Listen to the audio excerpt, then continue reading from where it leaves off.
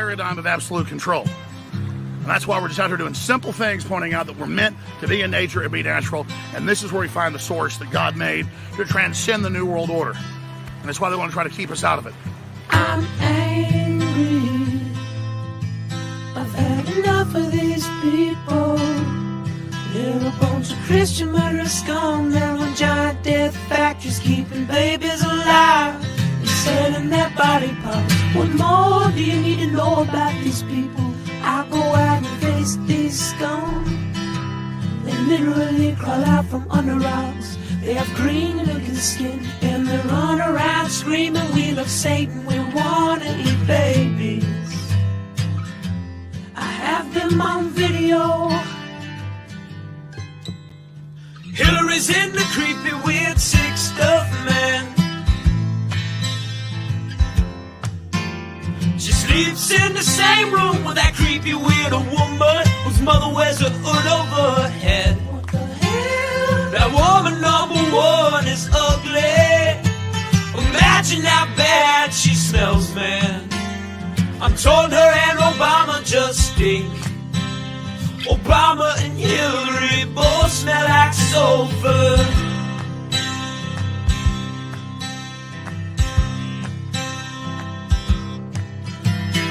Literal vampire pot and the goblins are hobbling round coming after us. My spirit gets close to that evil and I feel it go.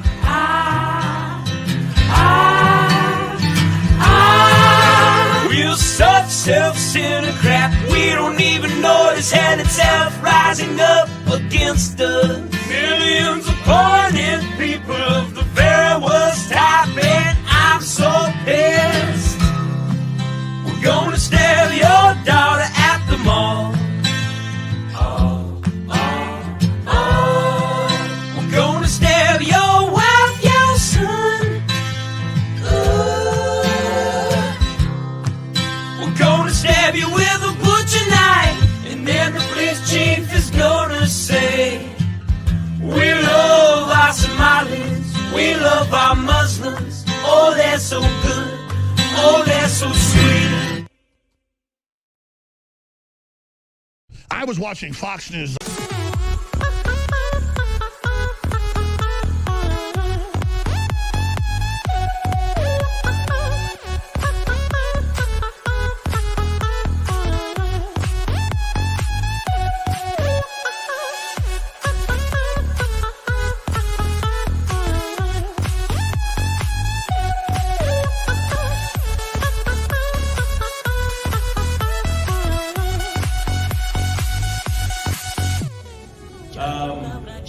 Are you guys aware that we almost see no titties in movies anymore? And we only see titties? Has anybody noticed this? Yes, I love titties! Big old titties!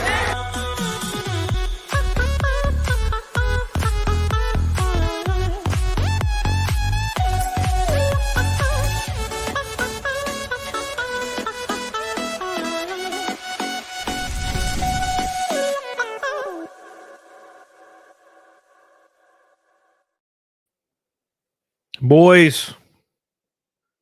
Oh, I'm tired, boys. I'm tired, boys.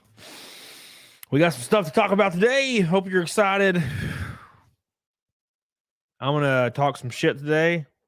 I'm going to complain a little bit because it's my platform. I'm going to complain about bullshit, and then we're going to talk about other shit. So, get on it, doggone it. Real quick. We're up against the 230th naked snake in a row, a milestone. I'm pretty sure that's the correct number. And I want to thank Mr. Lofty. Fuck Lofty. What am I saying? I saw Lofty in today. I want to thank Billy Hatcher. Not Lofty. My boy. He's the man. Mr. Hatcher, how would you feel about staying at the Conjuring House for a night and the forest, the Conjuring House for a night? You want me to stay in the forest? In the spooky forest? I ain't trying to die, bro. I'd go to the Conjuring House, but I ain't trying to get, raped in the forest by some ghosts and shit. Thank you so much, Mr. Hatcher. We're already a fifth of the way to Naked Snake in one hit. Thank you so much. I love you. I appreciate you. Get on it, doggone it, Mr. Billy Hatcher. Woo-hoo-hoo. My boy has been going hard as hell for a while. Every stream. I really appreciate that, man. It goes a long way and it means a lot. Especially right now. Fuck. I'm gonna complain a lot about some bullshit today, so I hope you guys are ready to hear bitchly moaning and complaining. Sad Lad says, let's go off on Mondays for the next 3 months. I can finally catch these live. Take my money. Well, I appreciate you, dude. I appreciate that, Sad Lad. I love you. And I'm glad you're here and glad you're back. Richard says, edging until the party starts. Get on it, doggone it. Now you can finally blow the load, son. Finally blow the load. So we're talking about a lot of stuff today. We're talking about Matt PETGRAVE, despite 0.1% of the hockey players. It's so funny. Somebody has to make the joke. I'm going to tweet it, and no one's, my brand manager is going to tweet it, and no one's going to share it anyway, so it doesn't matter. Gina Carano, of course, statement about the whole Kathleen Kennedy thing. Oh, dude, I'm so excited. So excited. And then SHO'NUFF. It's something real stupid. Like he found out his wife had an OnlyFans and she's like being a bitch about it. I'm real excited about that. We're going to talk about all those things and more. And I'm going to drink a Monster. And then I'm going to pack and fly to Orlando tomorrow morning at like 5 a.m., which sucks ass. So that's something to look forward to. The Orlando will be fun. The flying will not be at 5 a.m. I hate that shit. I hate it more than anything in the world. All right, boys. So let me complain a little bit for a minute, and then we'll move on. So Chunky Poo Slide, Michael Richardson, appreciate you, dude. Look at that 12 logo. My man's been here forever. So thank you. I appreciate you. You gonna see January there? I would imagine so, Patrick. I'd imagine so. So I've been having a lot of trouble since I got banned off Twitter. And I know people like to say, Twitter has no bearing on anything, and we don't need Twitter, and Twitter's not important, and you didn't lose a lot, right? And I get the sentiment. I understand, and I don't necessarily disagree with the sentiment. The issue is, for some reason, if you don't have Twitter, other creators that exist like in the Twitter spectrum or X, what have you, they don't consider you a real creator if you don't have a Twitter following. Which I did. I had a large Twitter following, and then I got banned for no reason, by the way. And then the people that got me banned bragged about it and showed screenshots about how they got me banned for no reason. And I'm on the 250th appeal to Twitter, and no one cares, and no one's willing to help, and that's fine. Fuck it. Right? I'm just not big enough to help. If I was Penguin, if I was Joe Rogan, if I was Mr. Beast, and this shit happened to me, I could just say on YouTube, I got banned. Kind of sucks. And Elon Musk himself would drop his pants and fucking let him fuck him in the ass. That's what he'd do. But I'm not big enough for that, unfortunately. Rest in peace. So I just get to suffer in silence. So for this channel, to be able to get guests on this channel, which I have done in such an unfathomably successful way, I might add, in my opinion. I have done it all, 99% of it through Twitter DMs. Because when you message somebody on Twitter and they see you have like 20-something thousand followers, they're like, oh, okay, so they're a legit creator. That's kind of how it works. A couple thousand. You got to have a couple thousand. Anyways. Not sure says, you mean if you're important? Yes. Exactly. So, I got like almost a month and a half booked out on shows because of Twitter. Now, people like Razor Fist and Critical Drinker, I just emailed them. So that was different.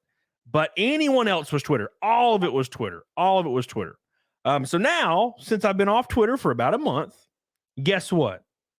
I can't get any more guests on. I can't get any guests at all. It's almost impossible to get anybody to respond through email or any other forms of social media. It's impossible. It's fucking impossible. Even people that I've talked to for like years and have known for years don't answer like DMs on any platform except Twitter. So people that I've been on their show 100 times or we went back and forth, like Dodge, they're fucking, it's like they don't exist anymore. It's like they don't goddamn exist anymore, which sucks ass. Another uncomfortable truth is when we go through ebbs and flows, right? Like, I mean, if you're a creator, you know what I mean. Ebbs and flows, ebbs and flows. You have good months, you have bad months. Okay. I'm in the bad period right now, which is fine. I've done this 500 times. I've been through the bad period. And that's what I'm going through right now. But people that I've collabed with 1,000 times are going through their good periods or whatnot.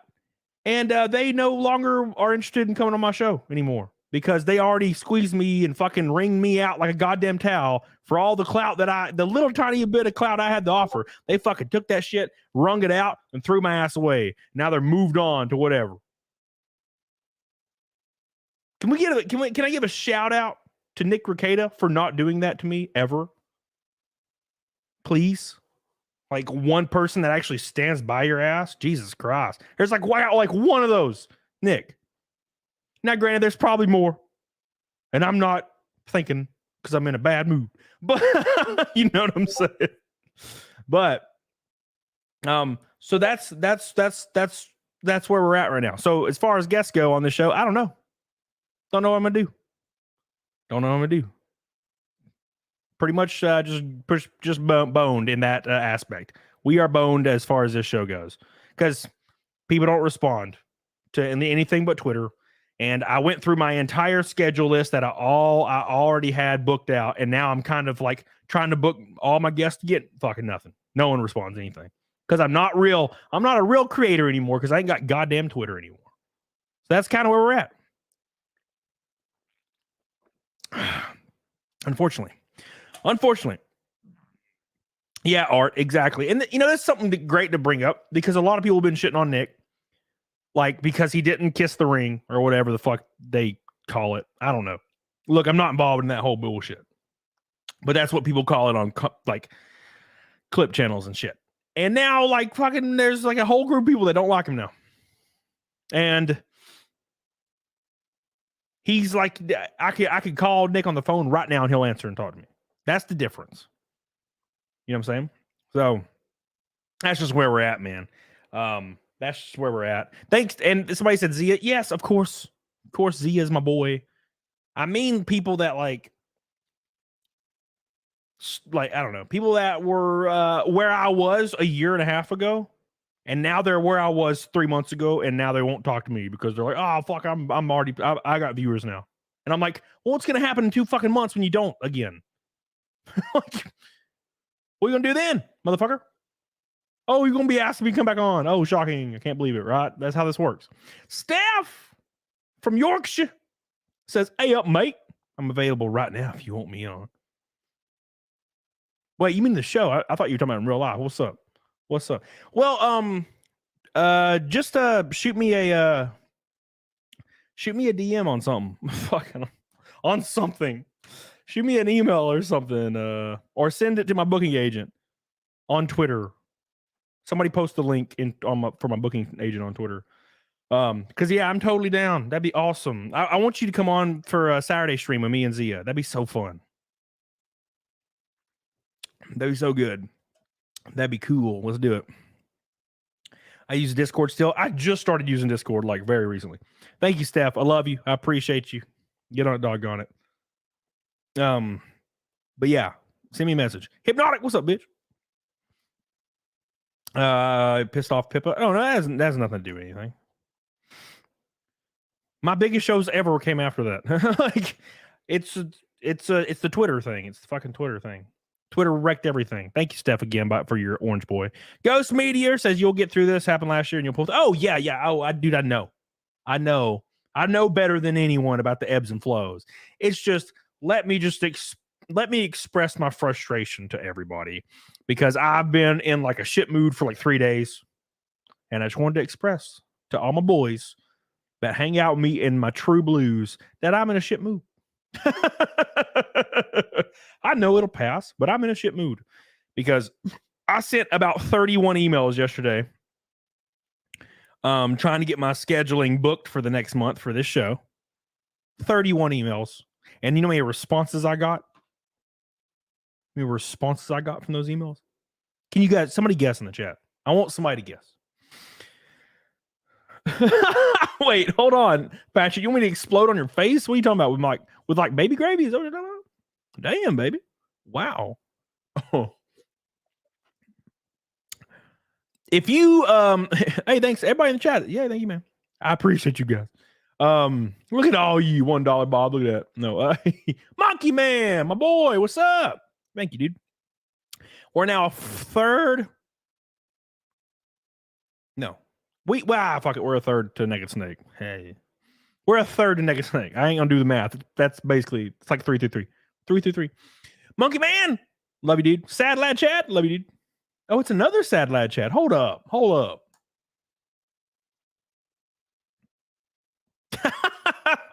What? Sad Lad Chat says, smash a new girl tonight. I hope them pills work because, ooh. Thank you, my friend. Congratulations. I hope you're in a better mood than I am after you got to dump a load, bro. Empty them balls. I'm proud of you. We do have some subject matter coming, but for everybody in the chat that typed in how many responses to those 31 emails I sent was, if you typed in 0, you're correct. 0. Pretty fucking crazy, right? Like, what's the odds? No, actually, shit, no. Okay, hold on. Steph, I see you, Steph. Stop. Damn it, Steph, I see it. I got you. Thank you. I appreciate you. I don't see it. Hold on. Damn it, Steph. Hold on. Oh, my ass. It itches. I want to do Naked Snake. Well, hold on. Let me get through my spiel, and then I'll invite you on. How about that? And we'll talk about some stuff. Let me add you on here. Am I not following you? Why am I not following you? All right. See, Instagram. What the fuck? All right, I have you right here. I will send you the link here shortly. So, anyways, what was I talking about?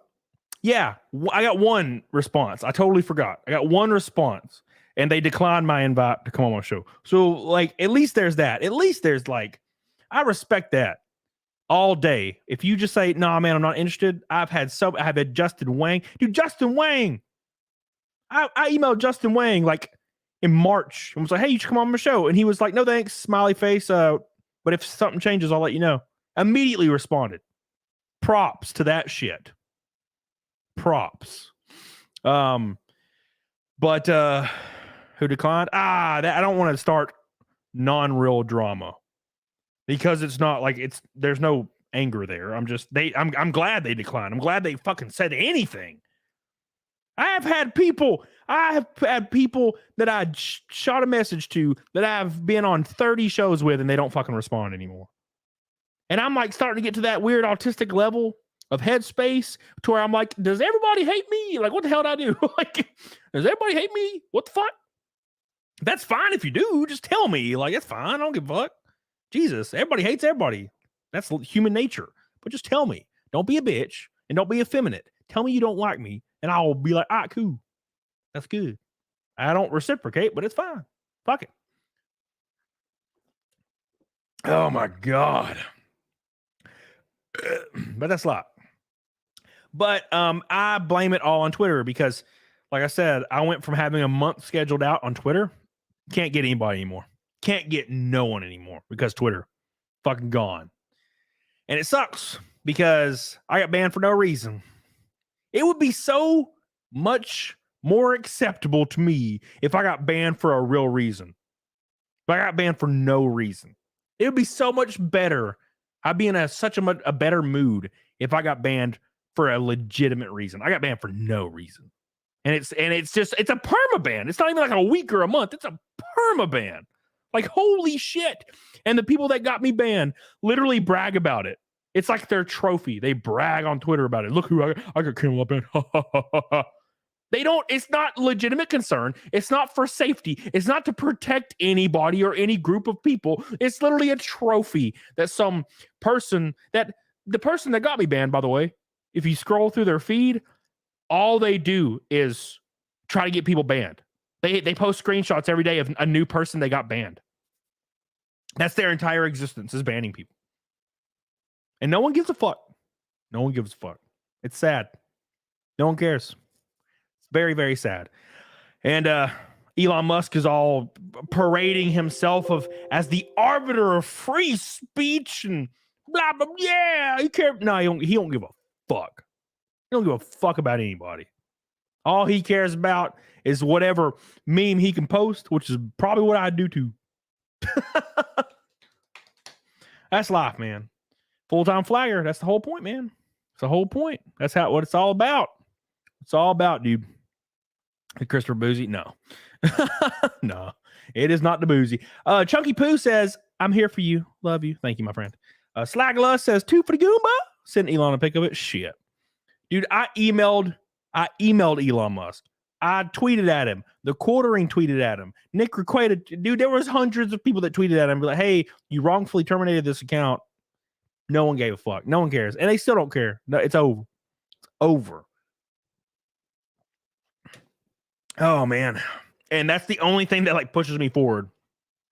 Like, I want to get bigger and more like influential and dangerous just so I can just say to Elon's face one day, you fucked up. Eat my ass. Yeah. Yeah. Good times. Good times. I knew nothing was going to work. Yeah, I don't give a fuck. I don't give a fuck. The Brew Grover says, where's Ricada? I miss him. He's at home. He's sleeping right now. He's asleep. And are you dangerous? I'm dangerous. Thank you, Ghost Meter. Ghost Meter said I would come all over your show. Thank you. I appreciate that. But he spelled it C-U-M, which is great. Oh my God. But that being said, I do have some 1 or 2 guests lined up for when I get back from Orlando, and that'll be fun. I'm excited. It's gonna be fun. It's gonna be really, really good. Thank you guys so much. We're already a third of the way to Naked Snake. Get the hell on it, doggone it. Love you. I appreciate you. Let's talk about some stuff. And before we do that, Fire PA. Oh, I gotta invite old Steph. Gotta invite old Steph.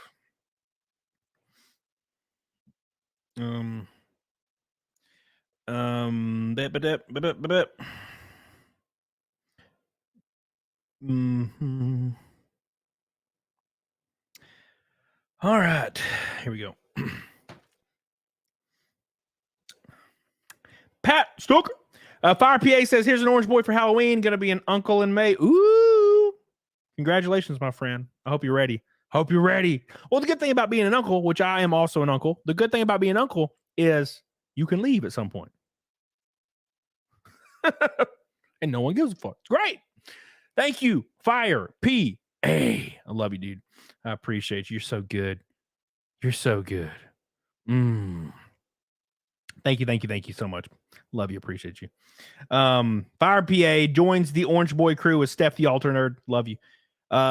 Jenna and a local says, I did not think the new South Park was that funny. It was entertaining, but not as funny as South Park usually is. I think it's great. I loved it. You're wrong, Jenna. And to be fair, I have watched through the entire backlog of South Park like 3 times.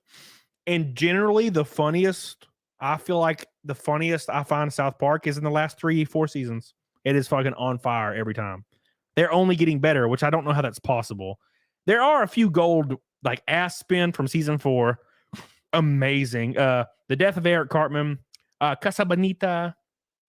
Just those are great episodes. I can think off the top of my head. Le Epitic.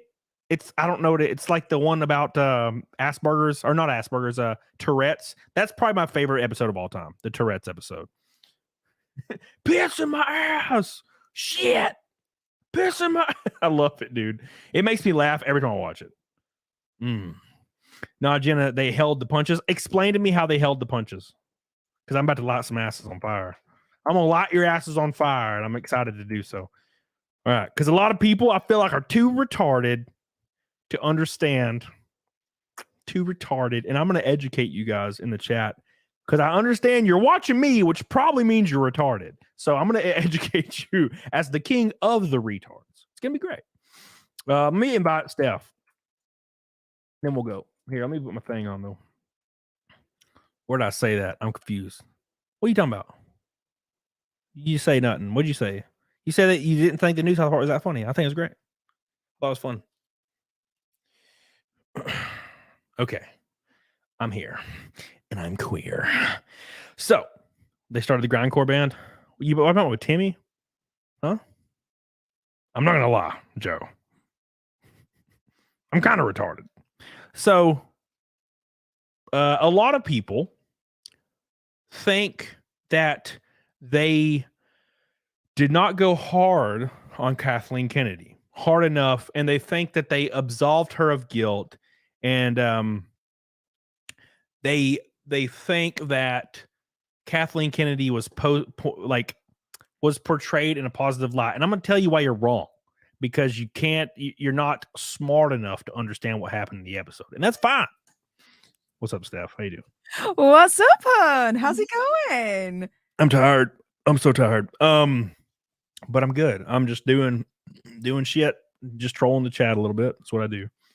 You know. Can I just make a quick comment in terms of what you were saying earlier on? Yes. Motherfucker, you never emailed me. I would have emailed back and be like, yeah, sure, I'll come on. I just had you on like 2 weeks ago. Did you? Yeah, you were. That. Yeah, you were part of the last schedule where I had Twitter still. Oh, right. Yes. I was actually going to contact you because everybody kept asking. Well, I say everybody. It was like 3 people. It was like, hey, get Steph on with you and Zia Saturday. And I'm like, okay. So I was going to do that. But also, yeah, I have heard it's like a couple of people have come up to me and be like, oh, you need to be on the same stream as Zia. And yeah, fair enough. Okay. She got very big titties and they're great. Very nice. Fair play. I have very small titties. Yeah. A lot of this is padding. I don't think they're that small. You've taken them off and flopped them before. Not like out in the open, but you flopped them in your thing.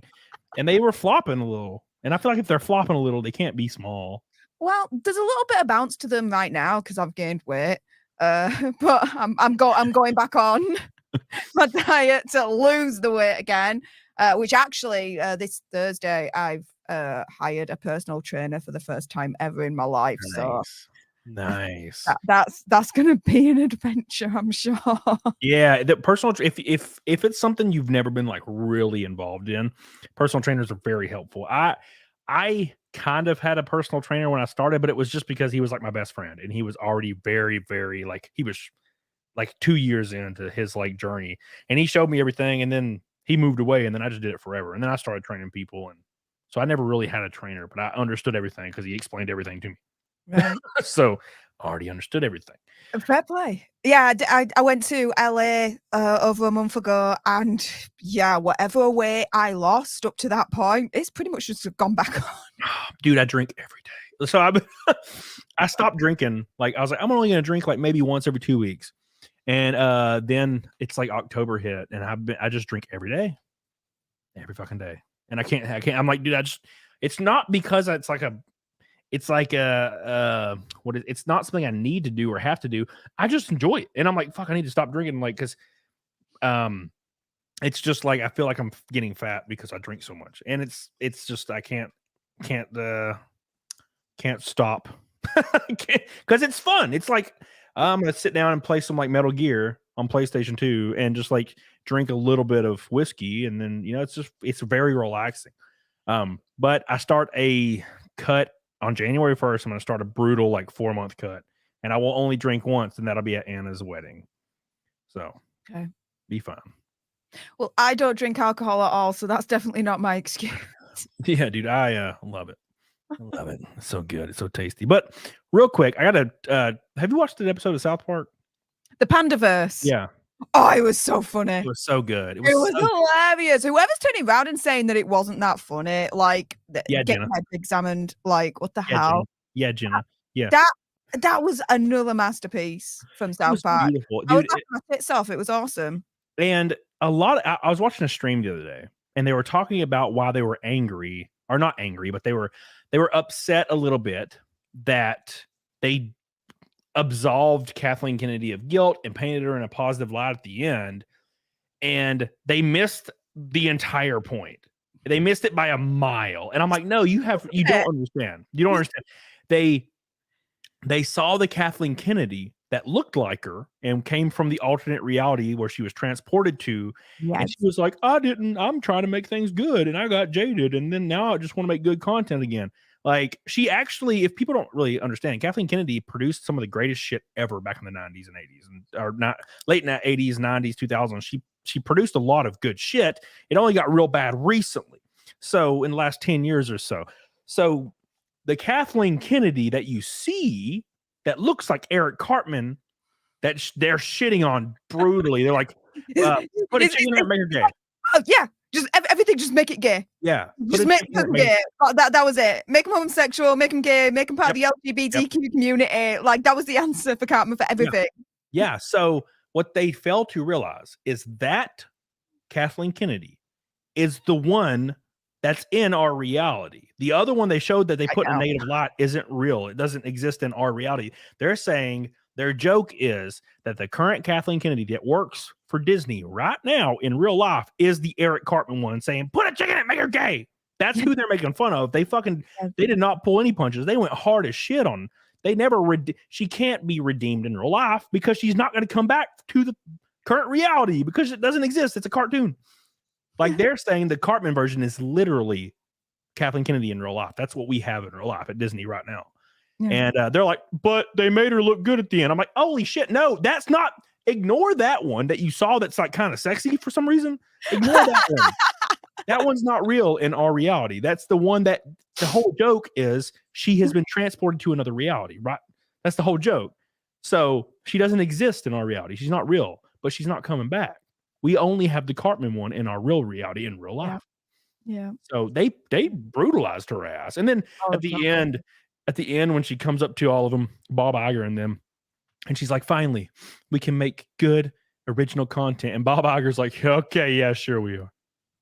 Like, it was hilarious. And I keep seeing everybody there. Like, their only point of contention is they made Kathleen Kennedy look good. And I'm like, no, they made the fake one that's not real look good. That's not even her in real life. Oh, so yeah, it was the Cartman one.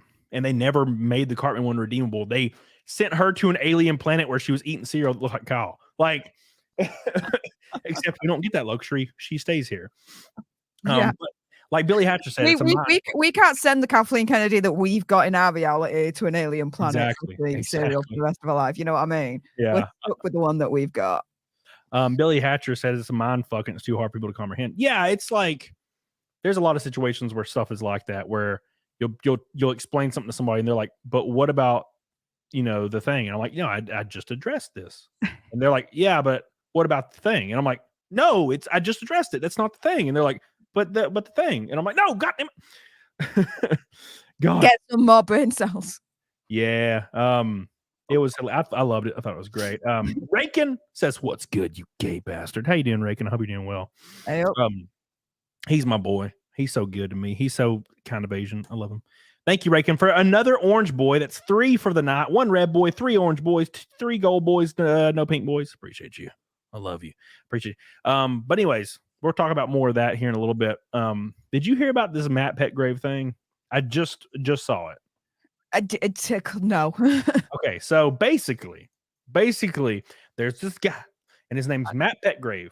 Okay. And he obviously, now I know people are saying it one way or the other, but he's a hockey player. And there's a video going around. He's the dude that got sliced in neck by the hockey dude. He's the slicer, not the slicer. Oh, he's the slicer. Okay. Yeah, he's the guy that did it. And he obviously, if you watch the video, he puts his leg up and roundhouse kicks a dude. I haven't seen it. It's fucked up. So he does that. I would show it, but I'm not gonna, because they banned Nick Mercator for that shit, and I'm not trying to get banned. Really? YouTube's all I have, Steph. You don't understand. So I mean, they banned Nick Mercator for it. Yeah, somebody sent him a video and he like watched it on his YouTube, and was a very quick video where a guy got his like neck cut in the mall. It was like it was a video on Twitter for a while. It was like viral.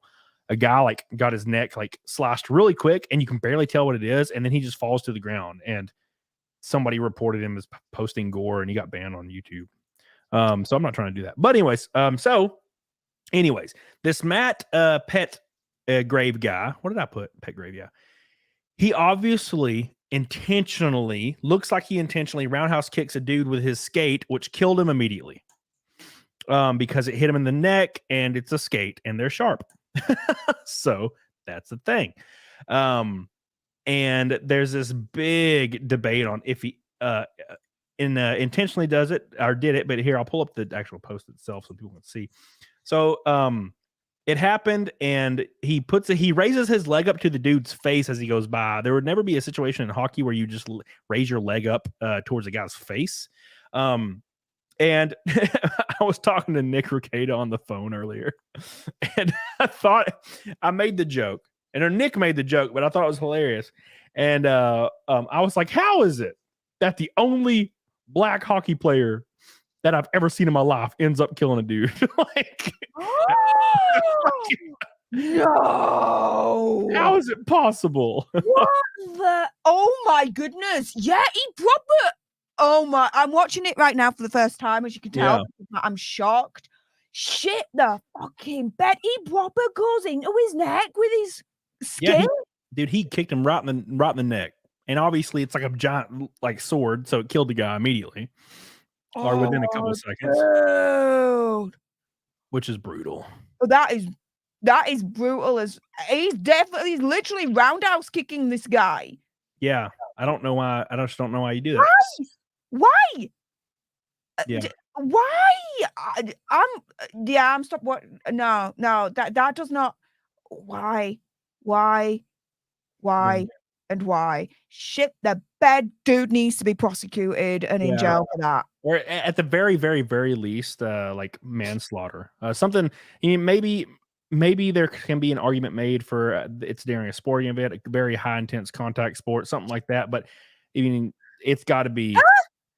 No. Skates belong on the ice, right? Yeah, not in the the skates belong on the ice, not in the face and not near your damn throat at the end of the day. Yeah, you can say that hockey is a contact sport, of course. Yeah, but the skates stay on the ice. There's no contact with the skates because they're supposed to be on the damn ice. Like he's literally going up and roundhouse kicking the dude, as far as I'm concerned. Oh my shiz the bed, that is insane. Yeah, and it says right here, it was this guy was like saying it could be an accident. He also said it could have been a moment of rage with intent to inflict damage. Therefore, he should be charged with something. I don't think there's any argument that can be made that he didn't intend, because this would happen more often, right? If it was an accident, it would happen like twice a year or 3 times a year or 5 times a year. It wouldn't be like once in a damn blue moon that a guy slices a dude right in the neck. So I've noticed though that this dude has privated his Twitter. Well, yeah, I would too. I'm not bloody surprised. Yeah, I'm not surprised. Oh my goodness, he deserves the book thrown at him for that. I agree. I mean, even I don't know if you have it in America, but over here we have like involuntary manslaughter. Yeah, exactly. Yeah. It's a minimum. And then I'd be like, fair enough, he's got done with something, but involuntary manslaughter to me would still be him getting away with it. It should definitely be manslaughter upwards. That's what I was saying. I'm like, it bare minimum should be involuntary manslaughter. Absolute bare minimum. So I guess we'll find out, but wow. Damn, it's wild. It's freaking crazy, man. Absolutely crazy. And for example, to compare this to another sport. Hang on a minute. They're saying it happened in the UK. Did it? Did it? I don't know. They have hockey in the UK. Why? Hang on.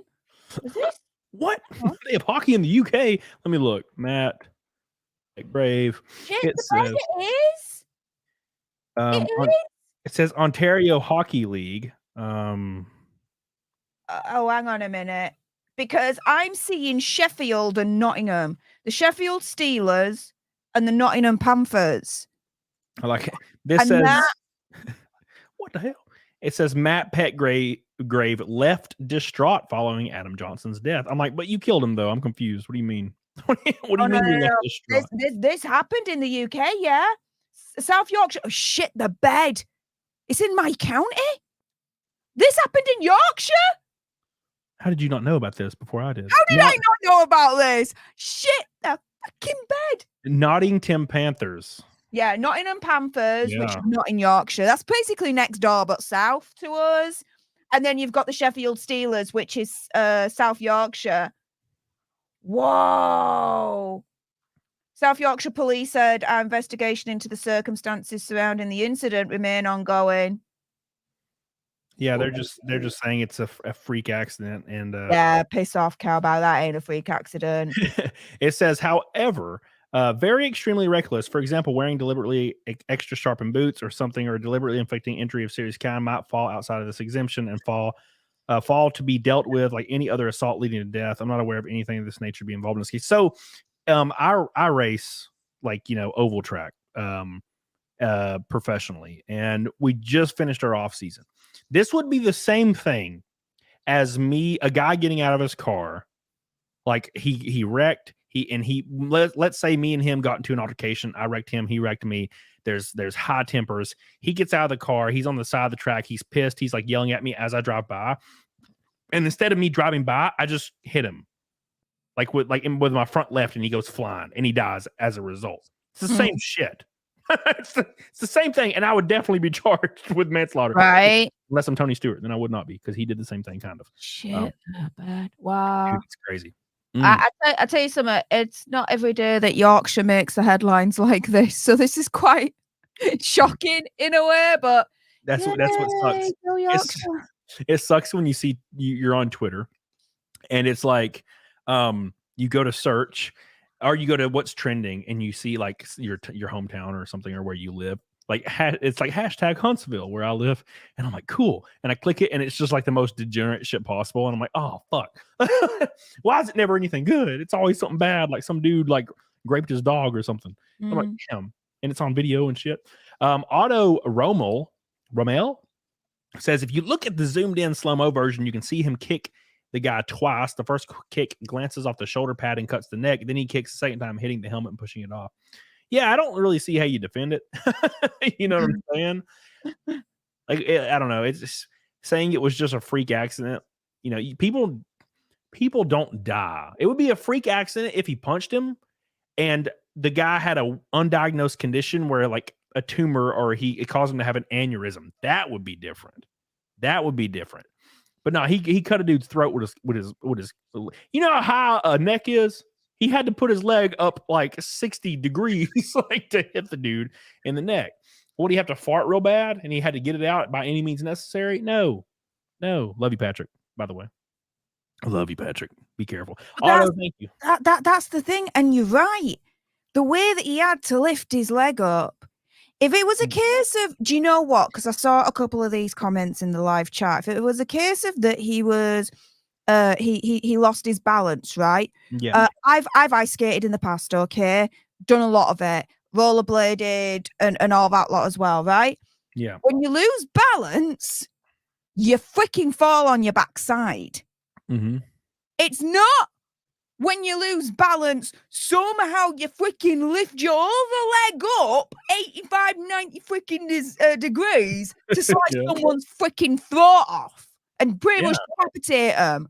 Mm-hmm. That ain't how losing balance works with skates. It just doesn't. Not at all. It's pretty quick, actually, because it catches you pretty much straight away, and before you know it, you're on your backside anyway.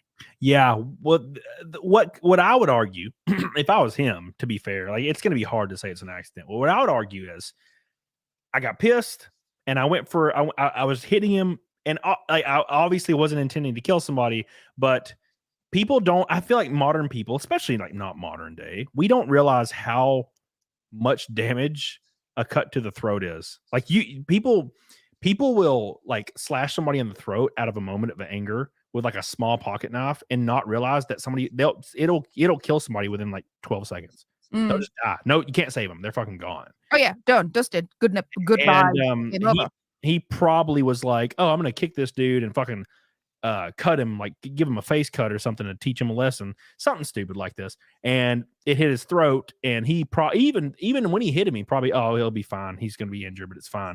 But people don't realize that when you get hit in the neck like that, it's over, bro. That's like it's getting stabbed in the stomach, getting necked. Like those are very dangerous things that would kill you. Get necked, bro. Getting stabbed in the stomach and getting necked. Yeah, dude. Never heard it. Hang on a minute. I think there's it's maybe getting necked. Getting necked, I think, is getting hanged, but still. Hang on. Okay, I was thinking. Oh, I'm thinking of pegged. Never mind. What? What the fuck?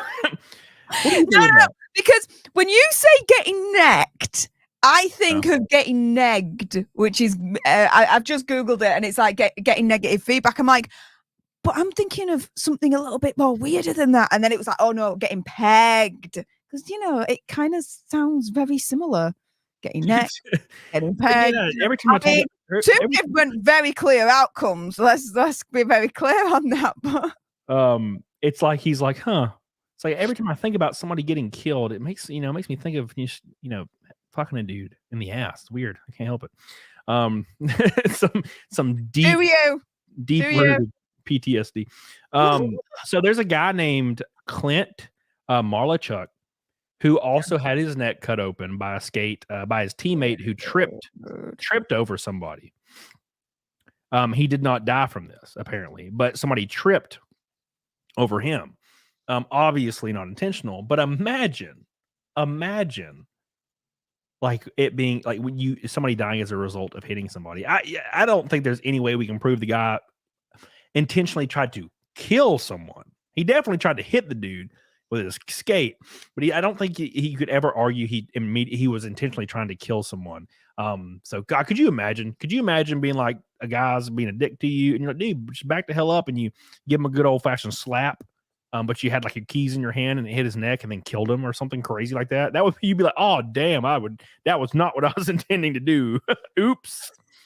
Yeah. If it's like a proper accident that ends up in a dude getting unalived, then shiz the bed. I won't want to be in that position. Nope, not at all. It'd be a nightmare. No. I really don't think I could live with myself. No. Thank you, Phil. Richard Zednick apparently had something similar happen. Richard, I love how it's the first thing. Let's see what it says about him. It says he had his throat slit during a game. It said once lost 5 pints of blood when he suffered an injury. The Czechoslovakian had his neck accidentally slashed by his own teammate, Ali Jakadin. No, this is a different person. Well, this is the same exact situation, though. So I guess I had that backwards. Things are like neck guards or something. I mean, yeah, bloody hell. They'll probably end up with something like that because of this. Just like Formula One had the halo after that Bianchi guy hit the tractor. I forget his name. I think it's Jules Bianchi or something. He got into a wreck, went off the track and hit a tractor trailer that was parked there. And it like the elevation for the tractor trailer's like bottom was perfectly aligned with his like face. So like, of course he died immediately right when he hit the tractor trailer. So they put a halo on the Formula One cars to prevent something like that happening. Which I hated at the time, but now I kind of like, I think it's a necessary evil because so many people have almost died as a result for similar incidences throughout the years. Yeah. Looks like Blades of Glory, Iron Lotus, Blades of Glory, Jesus Christ. Wow. Is Yorkshire close to Edinburgh on Scotland or far away, Steph? Oh, totally far away. Dude, I am not. Let's put it this way. When I get out of my house, it does not take me 2 seconds to get to Scotland. No, I'm essentially... Yorkshire is, when you look at England as a whole, before you get to the border of Scotland, I'm pretty much like halfway. Yeah. Yeah. Yorkshire, it takes about 4 hours on a train to get down to London. And so it'll take about, if I wanted to get to Edinburgh, Actually, let me check now. Actually, I think it'll be about 5 or 6 hours to get to Edinburgh by train.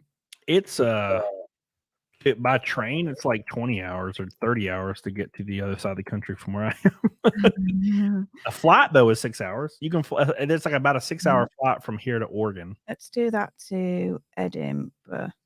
The U.S. is flipping huge though. It's outrageous. So let's have a look. Thank you, Johan. Psycho Crusher says that hockey player definitely got a slice of the action. Rest in peace. Unfortunately, he won't be getting up again. Rest in peace. Yeah, you're looking at anywhere between 4 to 5 hours. Damn, that's wild that you can. That's the one like endearing thing about, I think, going and traveling over there is you can just be in. You can go to so many places in such a short period of time.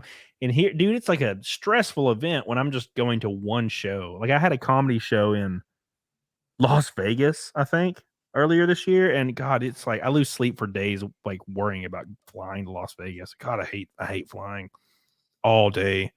Oh, I love it. I like flying when it's like an hour and a half, but I hate it when it's like 6 hours or 9 hours. Ugh, God. You won't be able to hack it then, going from Yorkshire all the way to LA. It took me about coming back. It's like took me about 18 to 20 hours from leaving LAX to getting to my home. Because it was really, really good because it was LAX to Paris and then Paris to my final stop and then driving back to Yorkshire. So, yeah. I mean, the thing is, you put your headphones in, away you go, as far as I'm concerned. And then once I get on the plane, I just sleep. The issue for me, I can't sleep on planes. The issue for me is if I had a direct flight from where I am, it's like 3 hours to almost anywhere or an hour. But if I have one of those garbage flights where I'm flying to like Colorado and then I'm flying back to this way and it's like 9 hours, I'm getting off plane, getting on a plane, getting off plane, getting off. I hate it. I hate it so much. And I do it so often. I have to do it like once or twice a month. And I just freaking flew 2 weeks ago. Now I'm flying tomorrow morning at 5 a.m. I'm tired, man.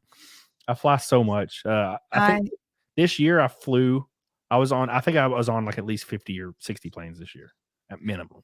Well, my next trip, I'm going to be going to Italy in December, around about the week before Christmas, because it's my grandparents' 60th wedding anniversary. And for their 50th, I couldn't go because work wouldn't let me. Now, I work for myself, bitches. Yeah.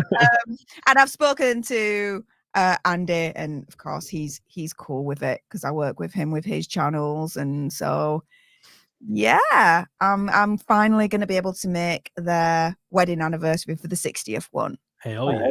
So I'm just about actually. I need to find my passport because it's gone walkie somewhere in my house, and once I find it, I'm gonna be booking my tickets and going. Yeah, all my grandparents have been dead for a long time, but both of my grandmas had been single for like 30 years, and my grandma on my mom's side was married like 7 times, and my grandma on my dad's side was married a similar amount of times, and then they were just old ladies, and somehow they were best friends. It was really weird, and they're like, how did they become best friends? I tell you something though, the dating game pisses me the right fuck off. Why? Because no one just gets to the point. If you like someone, just go up to them and say, I like you. Do you like me? Do you want to do something about it? Right? Yeah? Fair enough, game on. No? You stay friends? Fair play, right? Yeah. And that's it. But no, people have to beat around the bush, and there's this whole freaking game, and you got to try and figure out, do they like you? Do you? And it's like, I just can't be bothered with that. Yeah. I've been that way for a long time. I don't really mess around. I just say whatever and then move on. And if they don't reciprocate, I would just move on anyway. It's not a big deal for me. Exactly, right? You have to just not be afraid of rejection, and you'll be fine. If you can like get past that fear of rejection, you will do so many great things. Correct. Exactly. Yeah. But people can't do that, man. They just can't do it. So some people are just some. I say most, really. I would say, in terms of like my experience of it all. are just so scared. And it's like, why? Just go for it. Yep. You got nothing to lose, as Yep. far as I'm concerned, because either you stay friends, fair play, right? Or it gets to something more. Yep. A win-win, as far as I'm concerned. I agree. Raking Knight says, I don't care how much you want to win the game. No reason to kick a dude in the throat, especially with skates on. I agree. 100%. Thank you, Raking Knight. I love you. I appreciate you. You're goated. 5PA says check levels for different hit from same player. All right, I'll see that. I'll check it out. 5PA. Appreciate you. And where is it? Sad Lad Chad says, my brother got married this week and I'm currently trying to recover from 3 days of copious drinking. Just cracked a beer. Pray for me.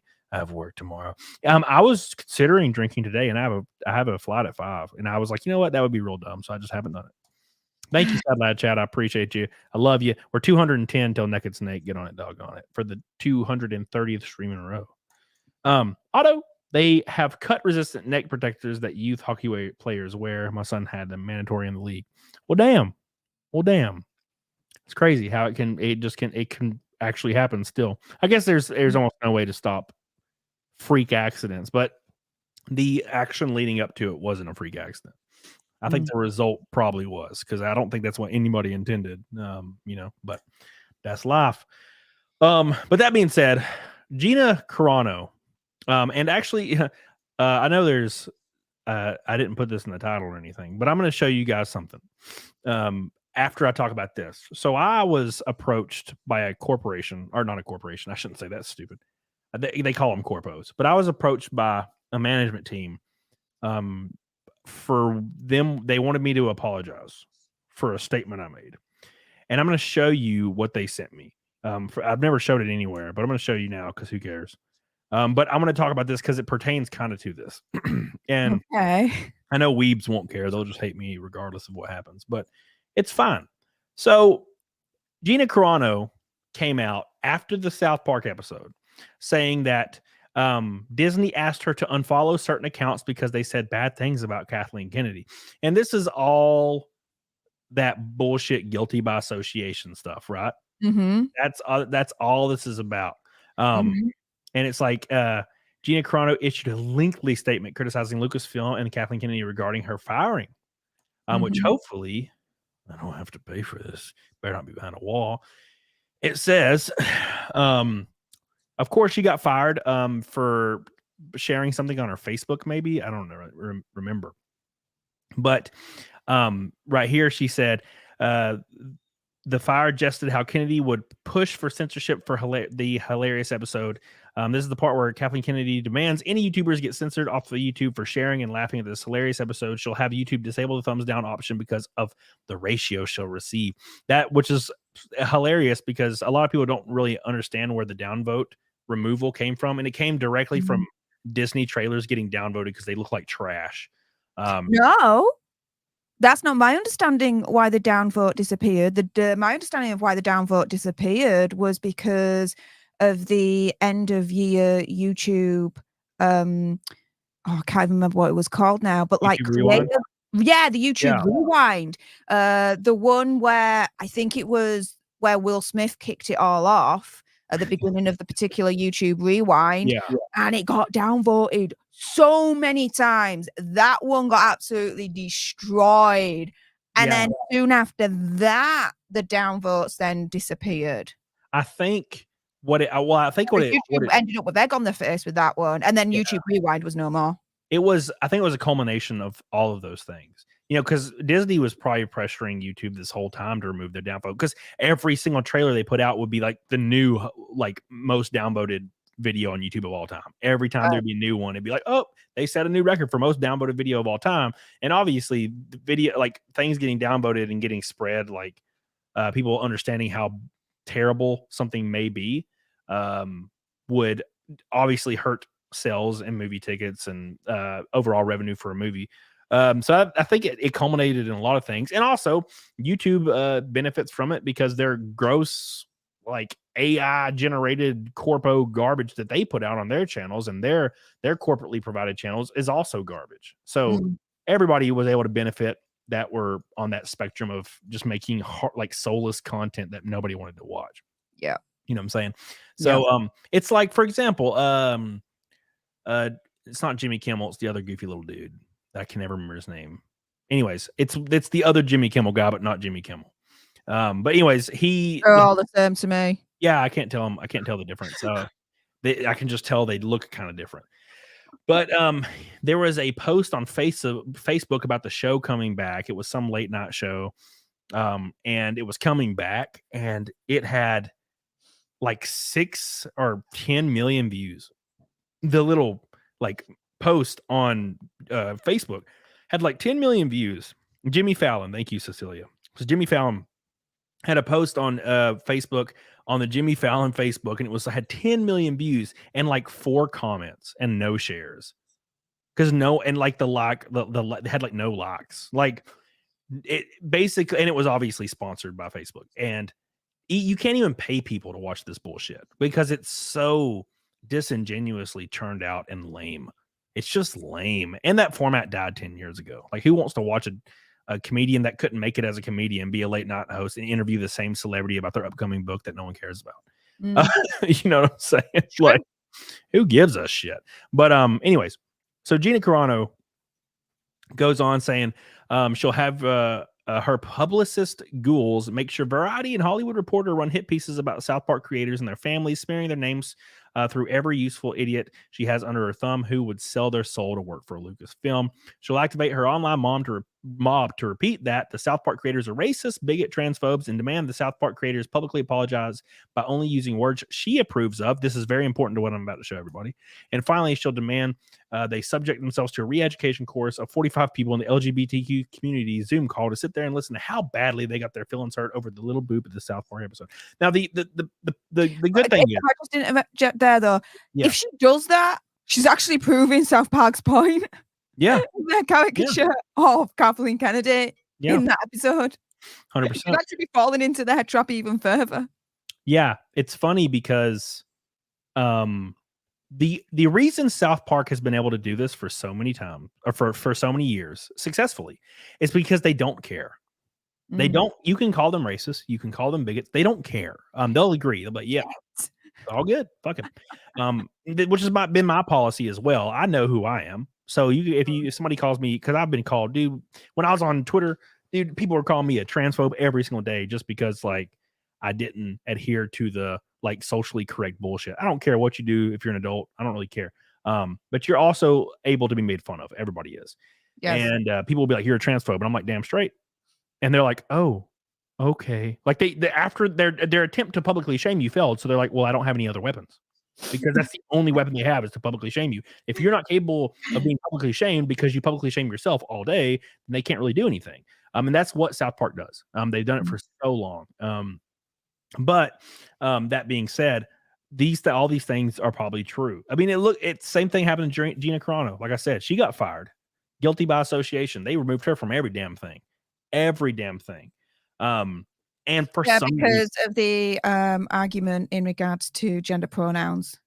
Yeah, and I think what it started off is she put something on her Facebook about it was during COVID and the restrictions.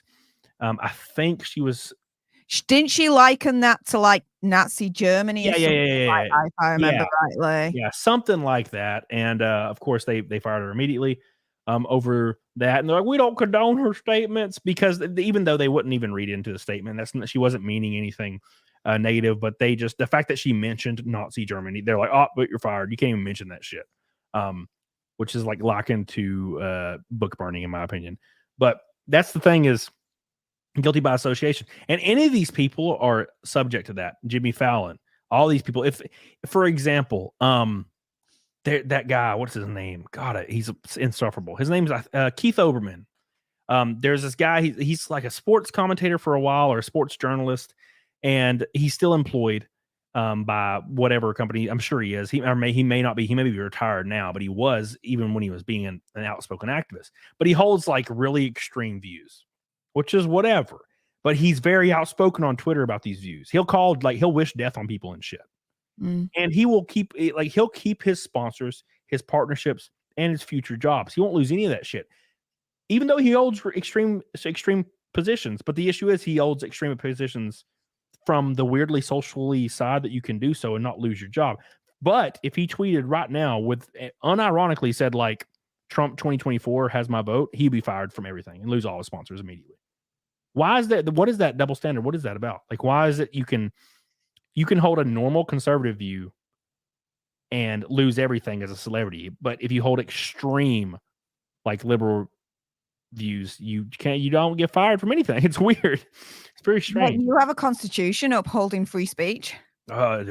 Well, they're a private company. They're allowed to do whatever they like unless it's something that I don't like. For example, if Twitter banned somebody tomorrow for saying, they are open to children having hormones, then they would claim that Twitter is in violation of free speech. But that same person would claim that it's okay to ban a Trump supporter, hypothetically, because Twitter is a private company and can do what they want. That's kind of how that works. They're mad if it's them, and they're not mad if it's not them, if it's the other people, right? So the double standard, like, hypocrisy thing of the whole situation. It's cringe. You guys do not have free speech in your country.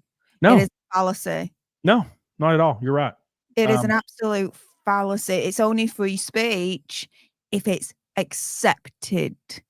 Yeah. If it's sanitized, if it's digestible, if it's not, then you get banned, you get cancelled, you get sacked.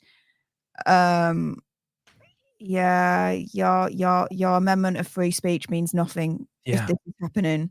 Yeah, it's funny because they'll be like, people that say, well, you're like, hey, I have freedom of speech. And they'll be like, oh, yeah, I mean, you may have freedom of speech, but you don't have freedom of consequences, which means you don't have freedom of speech. Like, if I'm going to get fired for voicing my political affiliation online, if I'm going to get fired for that, that's not freedom of speech, bro. Freedom of consequences, like not having freedom of consequences, is the same thing as not having freedom of speech. If I lose things, like professionally, legally, because of what I like maybe stand behind or an opinion I may have that has nothing to do with my professional works, and I get fired for it, that's not freedom of speech. I'm sorry. I don't care if they're a private company or not. It's not. You should be able to file a lawsuit for wrongful termination, in my opinion. What's happening here is we've got to a point where if you say something that to the mob is disagreeable, they will fire you, they will cancel you, they will essentially silence you, they will censor you. It's a form of censorship, really, at the end of the day, right? Yep. What has been lost is this element of just having a conversation, the free-flowing exchange of ideas. Yeah. So it's a case of, someone says something that the mob disagrees with. Well, instead of the knee-jerk reaction being, okay, cancel, fire, deplatform, why don't I just have a conversation with them? I'd be like, okay, why do you think this way? Okay, well, we think this way, actually, and we disagree with you because of this. And when you have a conversation, you learn from each other. And there then grows this element of tolerance in our society, which is severely lost. There is no tolerance anymore for anything. Yep. I mean, my goodness, I preface this, and I have to preface this by saying, be whoever you want to be, okay? Identify however you want to identify. Have your pronouns. I don't care. I'm an existentialist. You have the freedom to be who you want to be. I've got the freedom to be who I want to be. But you got people out there that are literally saying that it should be made law that if someone what's the word? Offense? No. Calls you the wrong gender, calls you the wrong pronoun, right? The misgenders, that's it. If someone misgenders you, there are a lot of people calling for that to be against the law and for that to be considered a hate crime. Yep. Now, hang on a minute. No. I've got a problem with that. And the problem is this. You're turning around and you're trying to say, right, I am no longer a he or him. I am a they, right? A plural. I'm non-binary. Fine. Okay. You want to do that? Go right ahead with my all my love in the world, okay? I hope you're happy. I hope you get the happiest life ever. Fine. But if I misgender you, that's not a hate crime. Yep. That is me getting used to the new way that you are adopting and changing the English language to suit your gender. Therefore, instead of turning round and saying someone misgendering someone should be a hate crime and it should be against the law, instead, actually, no, have some tolerance. Because if they're turning around and saying that we've got to be tolerant to their genders, to how they identify, this, that, and the other, fine. All day long, you've got it without freaking question. However, on the other side, there's got to be give and take. You then have to be tolerant of me as I get used to and be more educated about that world and about your gender and how you identify. It's like there's no, the tolerance is gone because it's no, you must get this right. Otherwise you are in the wrong and you are the enemy and you must be silenced and censored and deplatformed and what the shit biscuit. Yep. It's my favorite phrase where it's the tolerant won't tolerate the intolerant. So like, it's funny because it's like I see people all the time that will try to claim they believe in free speech when they're arguing against it. I'll be like, look, it's all about free speech. I'm a true and pure supporter of free speech. And they're like, oh, well, I also support free speech. I just don't support speech that is hateful and incites like hate. And I'm like, but who determines what's hateful? In 10 years from now, me stating a random fact that we don't even realize will be problematic in 10 years is suddenly hateful. Like people who determine what is hateful, no one should be able to determine, especially not from their viewpoint or our viewpoint. And Disparu has a great point here because I was talking about this today with somebody. So there is a certain professor somewhere in our country that's claiming that we should start teaching pedophilia as an innate, like I saw that on Twitter. Yeah, like an innate sexuality that basically people can't control or whatever. That's just how they feel. No. And the whole point is the reason that those things exist now is because we gave a certain side, if you even look at it that way, an inch. And when you continue to be like, okay, look, we'll let you have this, but you can't have this. And then like 10 years later, we'll let you have this, but not this. Eventually, you're going to get to the point where, they're moving the needle, like Disparu says here. They keep moving the needle, moving the goalposts until you start seeing things where professors want to teach pedophilia to be something that somebody can't control or something that shouldn't be looked down upon. And that should be the line in the sand. Right? No. There should be a line in the sand. If anybody even insinuates they want to do anything of that nature, they should be blown in half immediately with a shotgun. In my opinion. So I've been completely honest about this, completely open on the internet. I was raped and molested multiple times when I was a child. For someone, a professor, to turn around and say, do you know what? Pedophilia, let's just get that on the curriculum as a sexual preference. Do you know what? He is the one that needs the freaking ice skate to his throat. Yep, 100%. You shitting me? Yep. That is absolutely monstrous. Because what that is doing, as far as I'm concerned, is normalizing that behavior. To be like, oh yeah, it's okay, don't worry about it.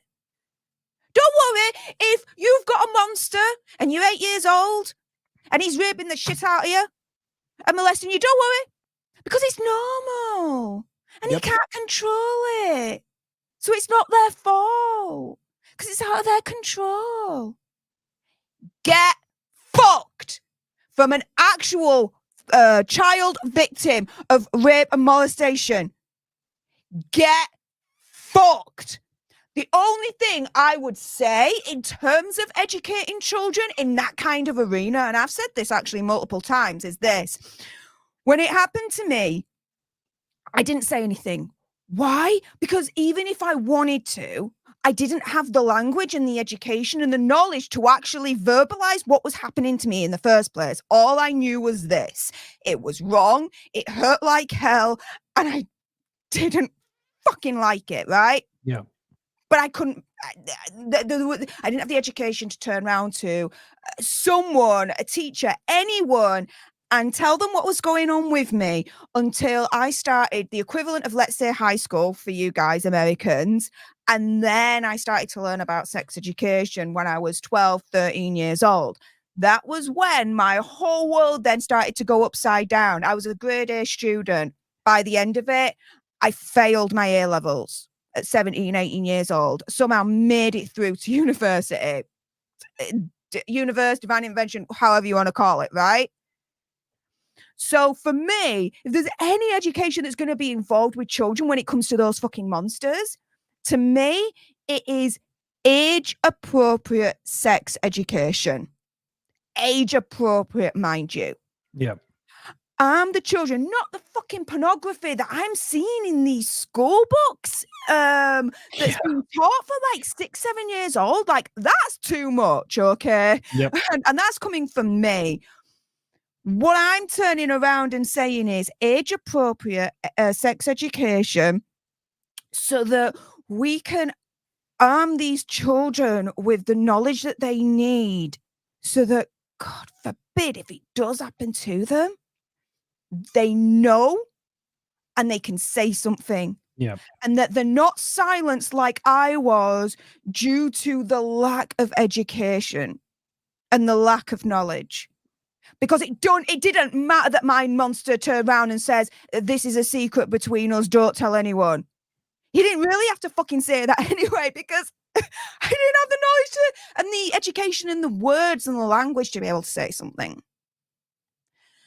So if anyone, if there's any kind of arena in the school curriculum where pedophilia is actually going to be taught, it's more to do with, like I said, age-appropriate sex education. Arm the children with the age-appropriate knowledge so that if, God forbid, something happens, they're not silenced by the lack of knowledge. They can actually say something. Yep. And what's important is, going back to the professor that's trying to bring this to the forefront, is Squell Shed says, how would you fix that though? Or child sex dolls a proper outlet? The entire point is they're not trying to fix it. Their entire goal is to normalize it to where eventually it's legalized, like in places like California where they decriminalized certain acts on small boys because it disproportionately affected the gay community, and they completely made it not a felony or it's at the judge's discretion in California if like an older person brutally grapes like a small boy. It is at the judge's discretion if they charge them with anything. And that was something that was signed a few years ago. I'm pretty sure it passed.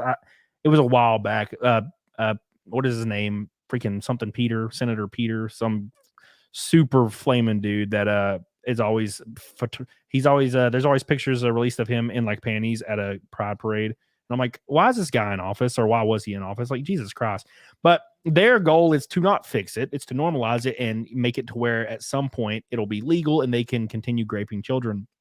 And no, child sex dolls are not a proper outlet. If you showed signs of that, of offending in that certain way, you should be put on the wall. There should be no ifs, ands, and buts about it. If you even insinuated that you would offend like that, there should be an AI program that can detect that, and then they get hit by a truck, like in public, in my opinion.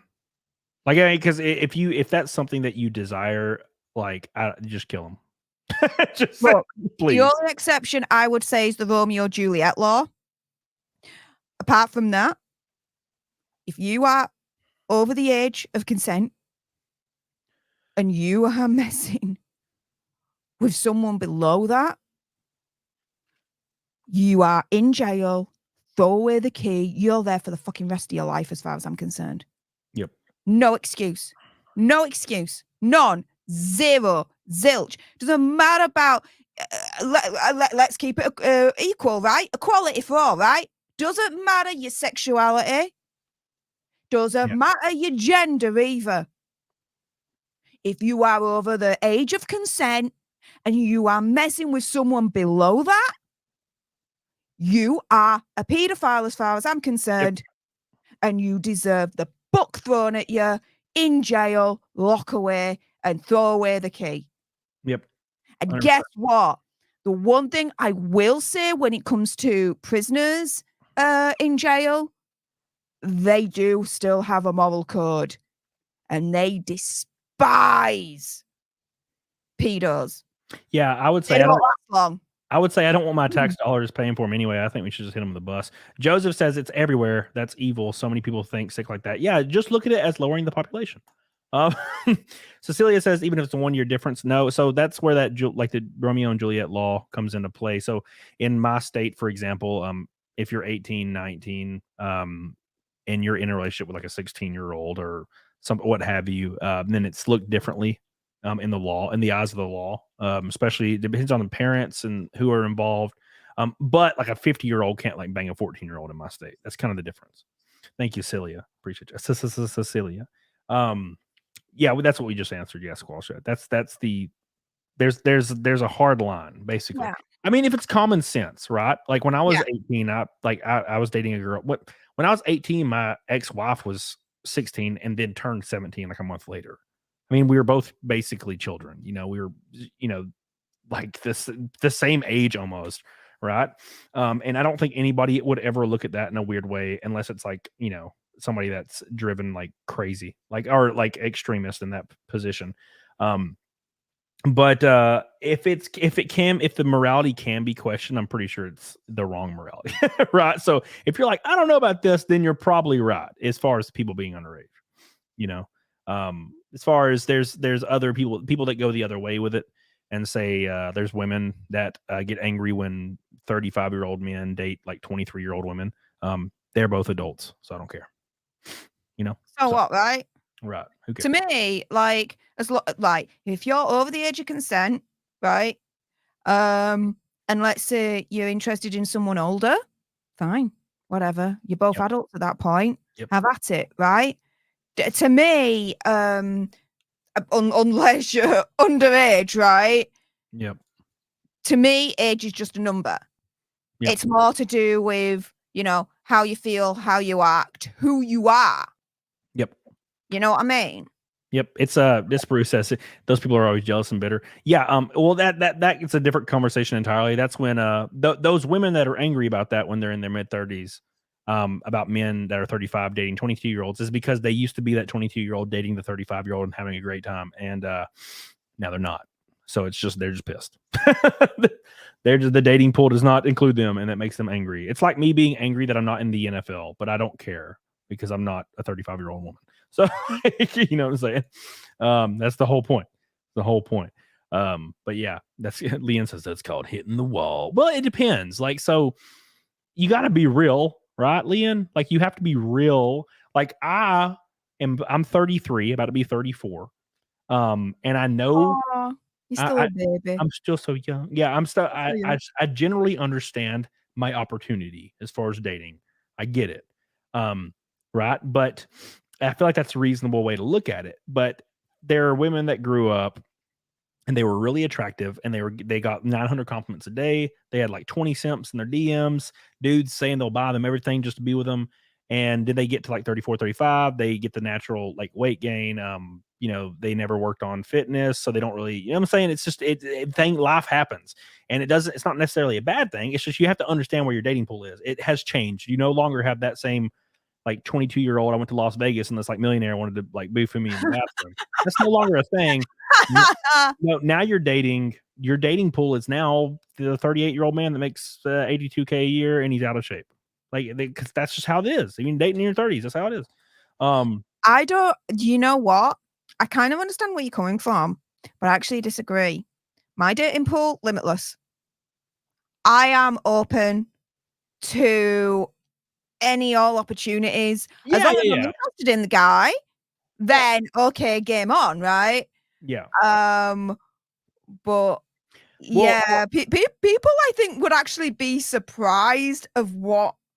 I'm surprised actually of what my type is. Yeah. Like I was, I don't know if I've told you this personally, but up until beginning of May last year, I was in a 15-year relationship. So I had been with the same man since the second year of university. So since I was like 19 years old. And so that was a huge chunk of my formative years right there with the same man. And so when that relationship ended, I had to learn who I was. Yeah. Which has been a really, really good adventure. But B, I've also had to learn, okay, what is my type? Because it's quite clearly not that. Yeah. Quite clearly. And yeah, it seems like I do have a type. And it's actually shocked me a little bit. It's excited me, don't get me wrong. I'm excited. Yeah. But it shocked me at the same time. And if I was so, let's say, closed off and let's say, right, this is my dating pool and that's it. Do you know what? I wouldn't have actually learned what my type actually is. Because that's outside of my dating pool. If I was myself. 100%. No, I completely agree. What I mean, I guess clarified a little bit more, is understand, be open to anything. Hell yeah. But understand, don't only expect.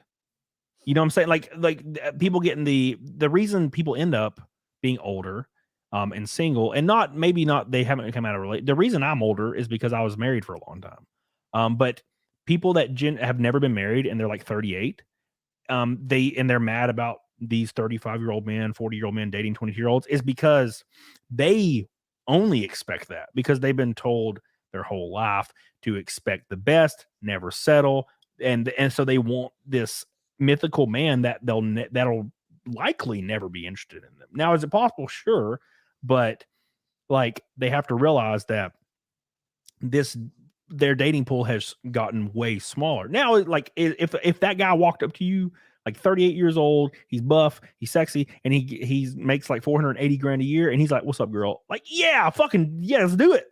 But the issue is there's people out there that are that age, women that are that age, that are 100%. That's all they expect, and that's they will not settle for anything less. And I'm like, bro, that's going to be hard to find at your age. You know what I'm saying? I'm going to keep this 100 right now, and I'm going to explain why. Doesn't matter about the money. For you or for more? For me. Okay. I am extremely comfortable, extremely lucky, financial wise. Seriously, no. I am very, very fortunate. Now, said something really funny. This is the thing, okay, and this is the reason as to why. My mum, one of the rare kind of lessons that she instilled in me from a very, very young age was always financially rely on yourself. Never rely financially on a man, because if shit goes sideways, you can get out clean. Yeah. Shit the bed. I'm glad I was able to learn that lesson, because when my relationship ended last year, financially, it pretty much was a clean cut. Right. And I was able to get away and financially not be ruined and survive, and better than that, thrive and even improve in terms of my financial standing. Brilliant, right? For me, the only thing financially that I'd be looking for in a man is, can he do the same? Can he stand on his own 2 feet financially and not have to rely on me? As long as that's the case, then it doesn't matter how much he's earning. So, okay, let's hypothetically put a number on it. So, like, what do you need to earn the same amount as you do, roughly? Whatever his lifestyle is, as long as he can maintain that on his own without my input. Okay, yeah. So you're saying if he made $60,000 a year and he was completely comfortable, had a mortgage, and he was completely on top of shit, it wouldn't. As long as he's on top of shit, is good. Correct. Okay, yeah. See, that's fine. As long, yeah. But it's not just being on top of shit. It's as long as he's on top of shit and he can maintain that on his own. Yeah. He doesn't need my finances in order to keep his head above water. That he can do that on his own, because I can do that on my own. Right. And if anything happened where we did split up, that it would be a case that, again, it's going to be a clean cut. Right. He won't need me financially. I won't need him financially, and we can walk away. Yeah. That makes sense. Yeah. And see, now it's atypical though, right? So like a lot of women will be waitresses at Waffle House and still expect like a dude making 480 grand a year, like Disbury said. Jesus, if he made 480 a year, I'd date him. That's what I'm saying. That's what I'm saying. By the way, EBS, how you doing, my friend? I hope you're doing well. Love you. But yeah, it's a weird situation. It's a weird situation. The way I look at it is I'm the same way as you. I don't even look at finances at all. You know. Well, the only reason I'd look at finances is just for that reason. Like I said, as long as he can keep his head above water without my financial input, just like I can do with my own life, then fair enough. Okay. Yeah. That ticks that box for me. Doesn't matter if he's making 60 grand a year, 600, 6 million, whatever. Because you could meet a guy. Well, I could meet a guy. Yeah. I mean, I'm not going to actually assume you could meet a guy and you like him. You know what I mean? You know? Yeah. I'm just saying. But I could meet a guy, right? Earn 6 million a year of whatever. And he could be an absolute dickhead. Yep. You think I'm going to be with a dickhead just because he earns 6 million? I'm not that kind of lass. Now, I know women will do that. Yeah. They'll look past the dickheadedness because he earns 6 million and they'll do that trade-off. Yeah. For me, it's not worth it. What if here's a hypothetical for you that's fun. What if he, he was he's meeting all those requirements, held his head above water financially and everything, and then he some bullshit went down, like his company just folded that he worked for, and he was struggling for like 6 months. Like, would that change anything, you think? No, because then that circumstance is outside of his control at that point. Okay. It's really a case of, okay, how is he going to deal with that? Is he going to give up, or is he going to fight to get back with his head above water? Now, if he fights to get his head back above water, then I'm there all the way. Because as a partner, then at that point, you've got to be with them through thick and thin. Okay. So if he's lost the company, the job, or whatever, and he's down, okay, he's fighting to get back up. Well, however long that takes. Yeah. Fine. As long as he continues to fight and he doesn't give up, fine. I see the effort. He's trying to get back up. I'm there to support him as a partner. Yep. You don't just cut and run when shit gets hard then like that. Yep. But if he gives up and doesn't fight at all, bye.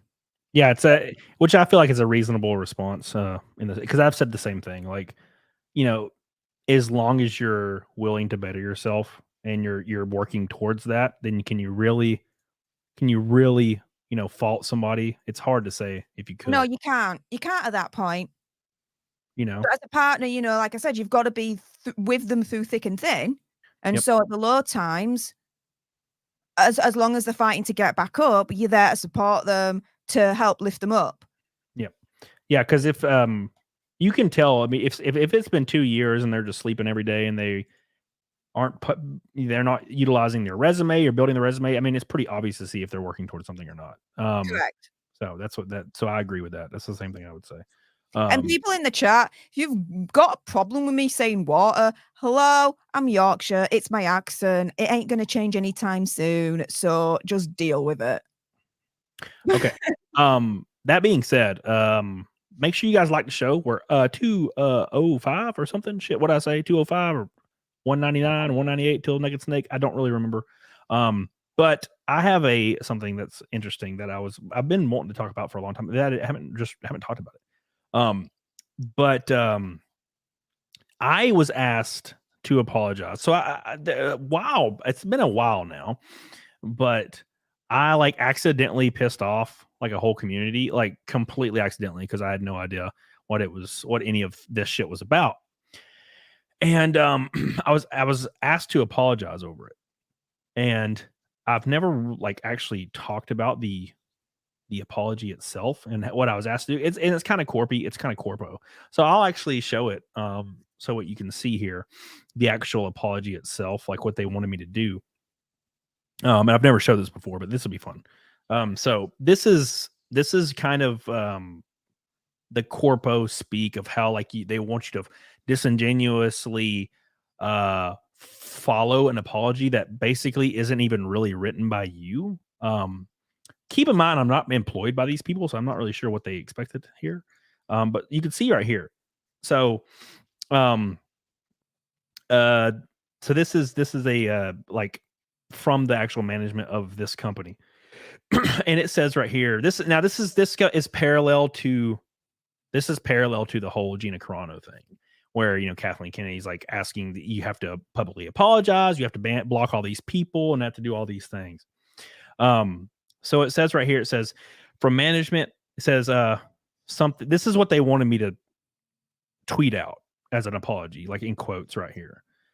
So it says, sorry, I heard some weird rumors about my photo and would like to clarify that my post was just a joke between me and Pippa. It was really not Pippa. I'm clueless about VTubers, so I didn't think a joke would bring so much trouble to Pippa. Sorry again, not just to Pippa, but her fans and anyone else who got caught up in this. Now, this is something that I agree with.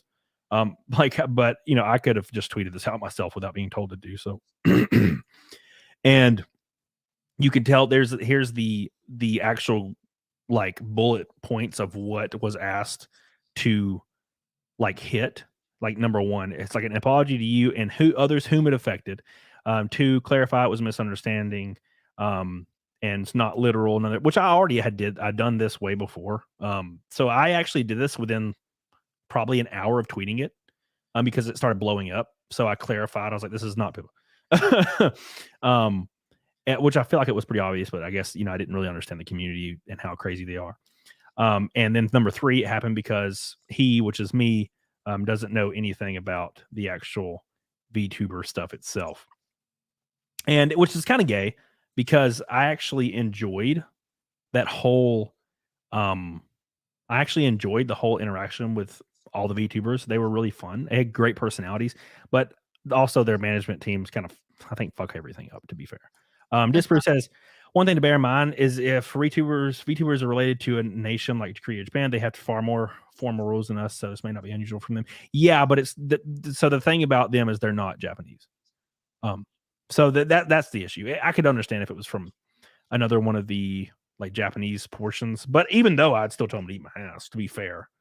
I don't live in Japan. I don't follow no rules. So I didn't really care, but I thought it was a little silly, especially considering that, like, I don't know. I thought it was really strange. And again, it was people. The issue was people that like follow the culture. The things that happen within the culture that's the most exciting thing to their life. The most exciting thing in their entire life is like the drama within the culture. So things happen and they create things and they make stuff up. And I was sent like screenshots of fucking the forums. There's different forums around this, and everybody was like angry because they thought I was like having sex with this like VTuber. And I'm like, what the fuck? I've never met, what the fuck? I've never met this person. I've talked to them once, and they were like, they were mad at her because they were thinking that I was like her sex, or she was my sex slave. It was the craziest shit I've ever read in my life. You people are freaking psycho, man.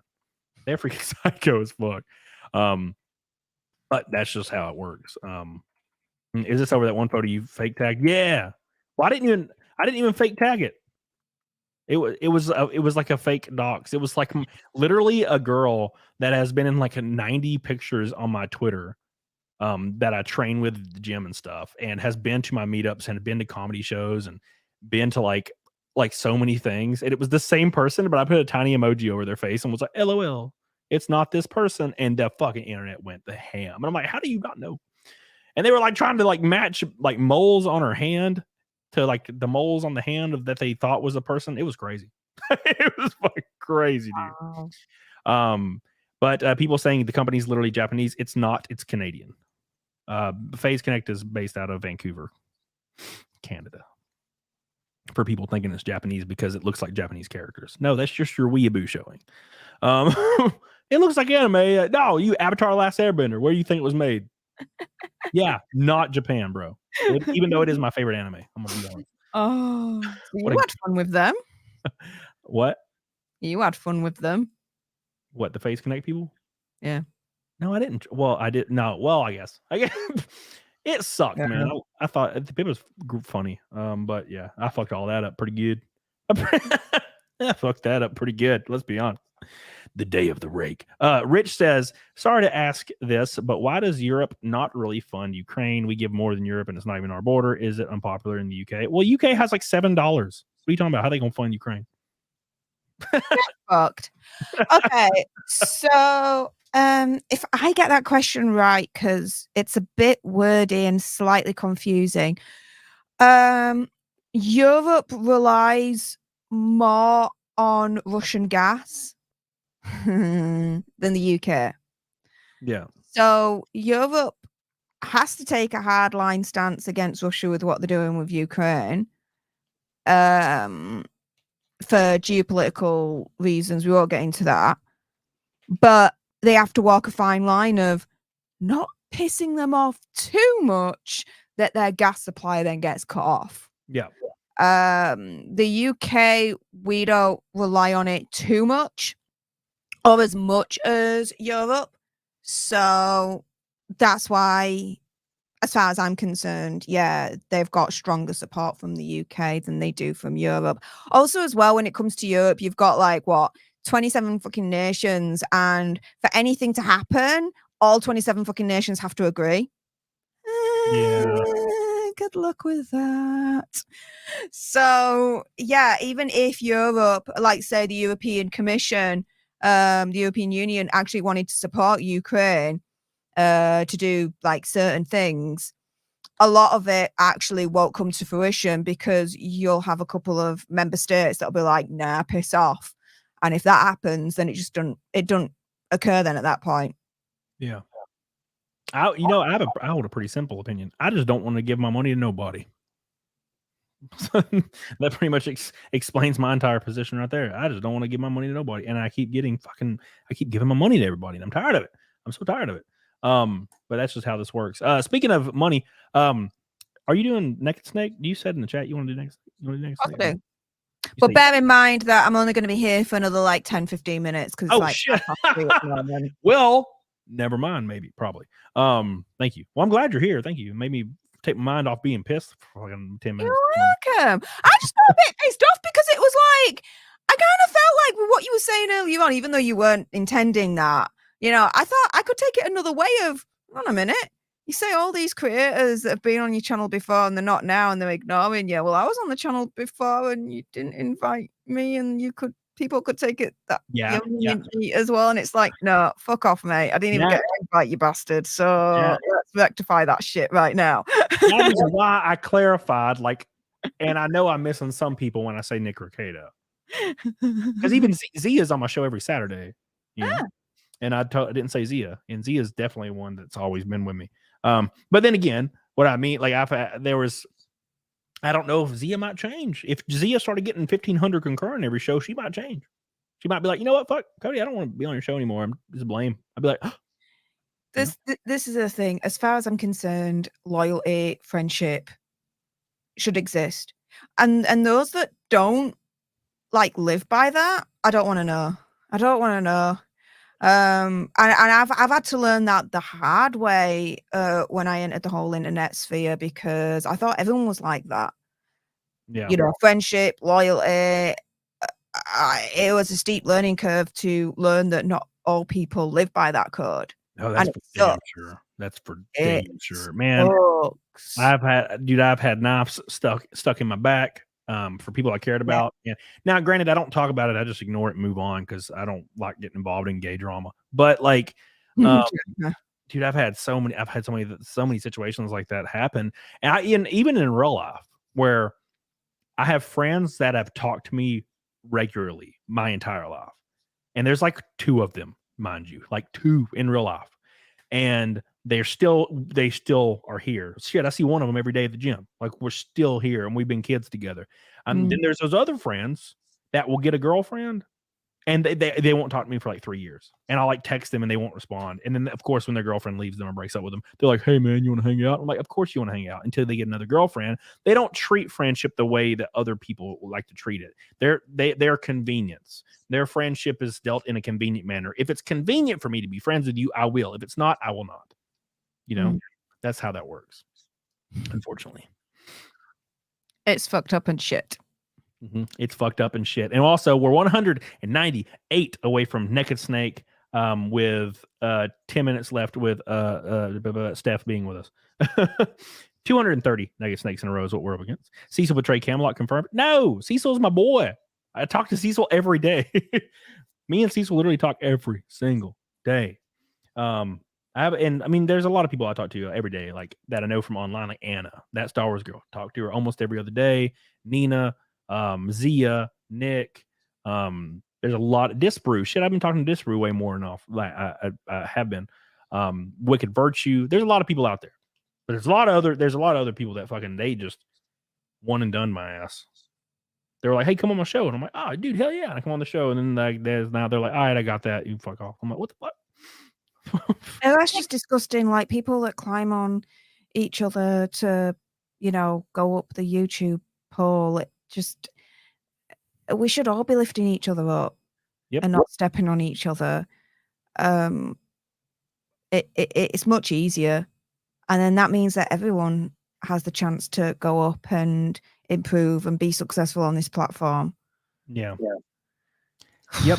And the unfortunate truth is once I get back up to, because I was at like 1,000 concurrent on my show for a little while, and then down to 700, and then up to 1,400, and then down to 800, and then up to 4. And now I'm in a lull period right now.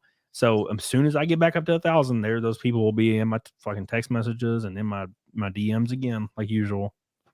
Just want me to come on the show and like bring my viewership until I have a lull, and they're like, no thanks. And then I'm like, I don't know. It sucks. Whoever they are, I'm going to call them out. The snakes. No loyalty whatsoever. No loyalty, no friendship, no nothing. We don't have loyalty. It doesn't mean shit really at the end of the day. Yeah. And that's, look at, so my buddy Nick Ricada, he's been going through a lot of shit with clip channels and a lot of shit with like, people have been asking him to like pick a side with like certain things, and he won't. He's friends with some people that are in a fucking boxing match with this other guy, and now you have a complete whole communities saying this guy needs to pick a side, and he won't. Therefore, people are pissed at him. And he's even come to me and been like, "Hey, dude, like, if you won't just, I won't be involved in your channel."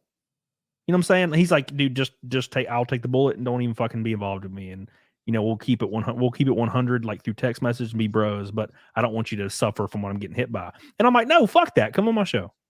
Yeah. And I've had him on my show like 20 times since this all happened. And could that be negatively affecting me? Sure. I don't really think it is, but like we've been friends for a long time, and I don't just throw friendships away because somebody's mad at somebody on the internet. Fuck that. That's gay. I'm a ride or die kind of person. Once you've got my loyalty, that's it. You have my loyalty. I'll stick with you through thick and thin. If you fucked up, I'll tell you fucked up, and I'll kick your fucking ass for it, best believe. But I'll stand by you. I won't desert like a rats on a sinking ship. Yep. Because that's not what you do with mates. I agree. You don't. And that's how I've always been. Now it depends on there could be people watching this like, you did that to me, Cody. I'm like, yeah, no, it's because you did some fucked up shit behind the scenes. I'm pretty loyal as long as you don't do some really fucked up shit. Billy Hatcher says YouTube's a harsh place, but so is everything in life. It is. It's a cutthroat world, man. And we're all in it together. Thank you, Billy. I appreciate you. I love you. You're goated as hell. Giant penis. Rakin says, I'm a ride or die for Camelot. Yeah, that's just because I said you were attractive in real life. That's the only reason. I met him in Houston, and I was like, man, you're an attractive man. And he was like, oh, thank you. And now he's been in my streams ever since. He called me pretty. Cute. Yep. That's how we became friends. Cute. That was great. Thank you, Rakin. Appreciate that. You're goated as hell. 178 until Naked Snake. Michaela. We've got 10 minutes left, guys, until I go. 10 minutes left until you could have seen boobies. Thank you, Michaela. I appreciate you. Hope you're doing well. Oh yeah, somebody says Steph drop links in chat. Somebody that's watching, one of the mods, can you drop Steph's links in chat, please? Thank you. And I'll shout them out when they pop up. Oh, thank you. Oh, YouTube.com/Steph the Alter Nerd. Yeah, that's the channel. That's the only link.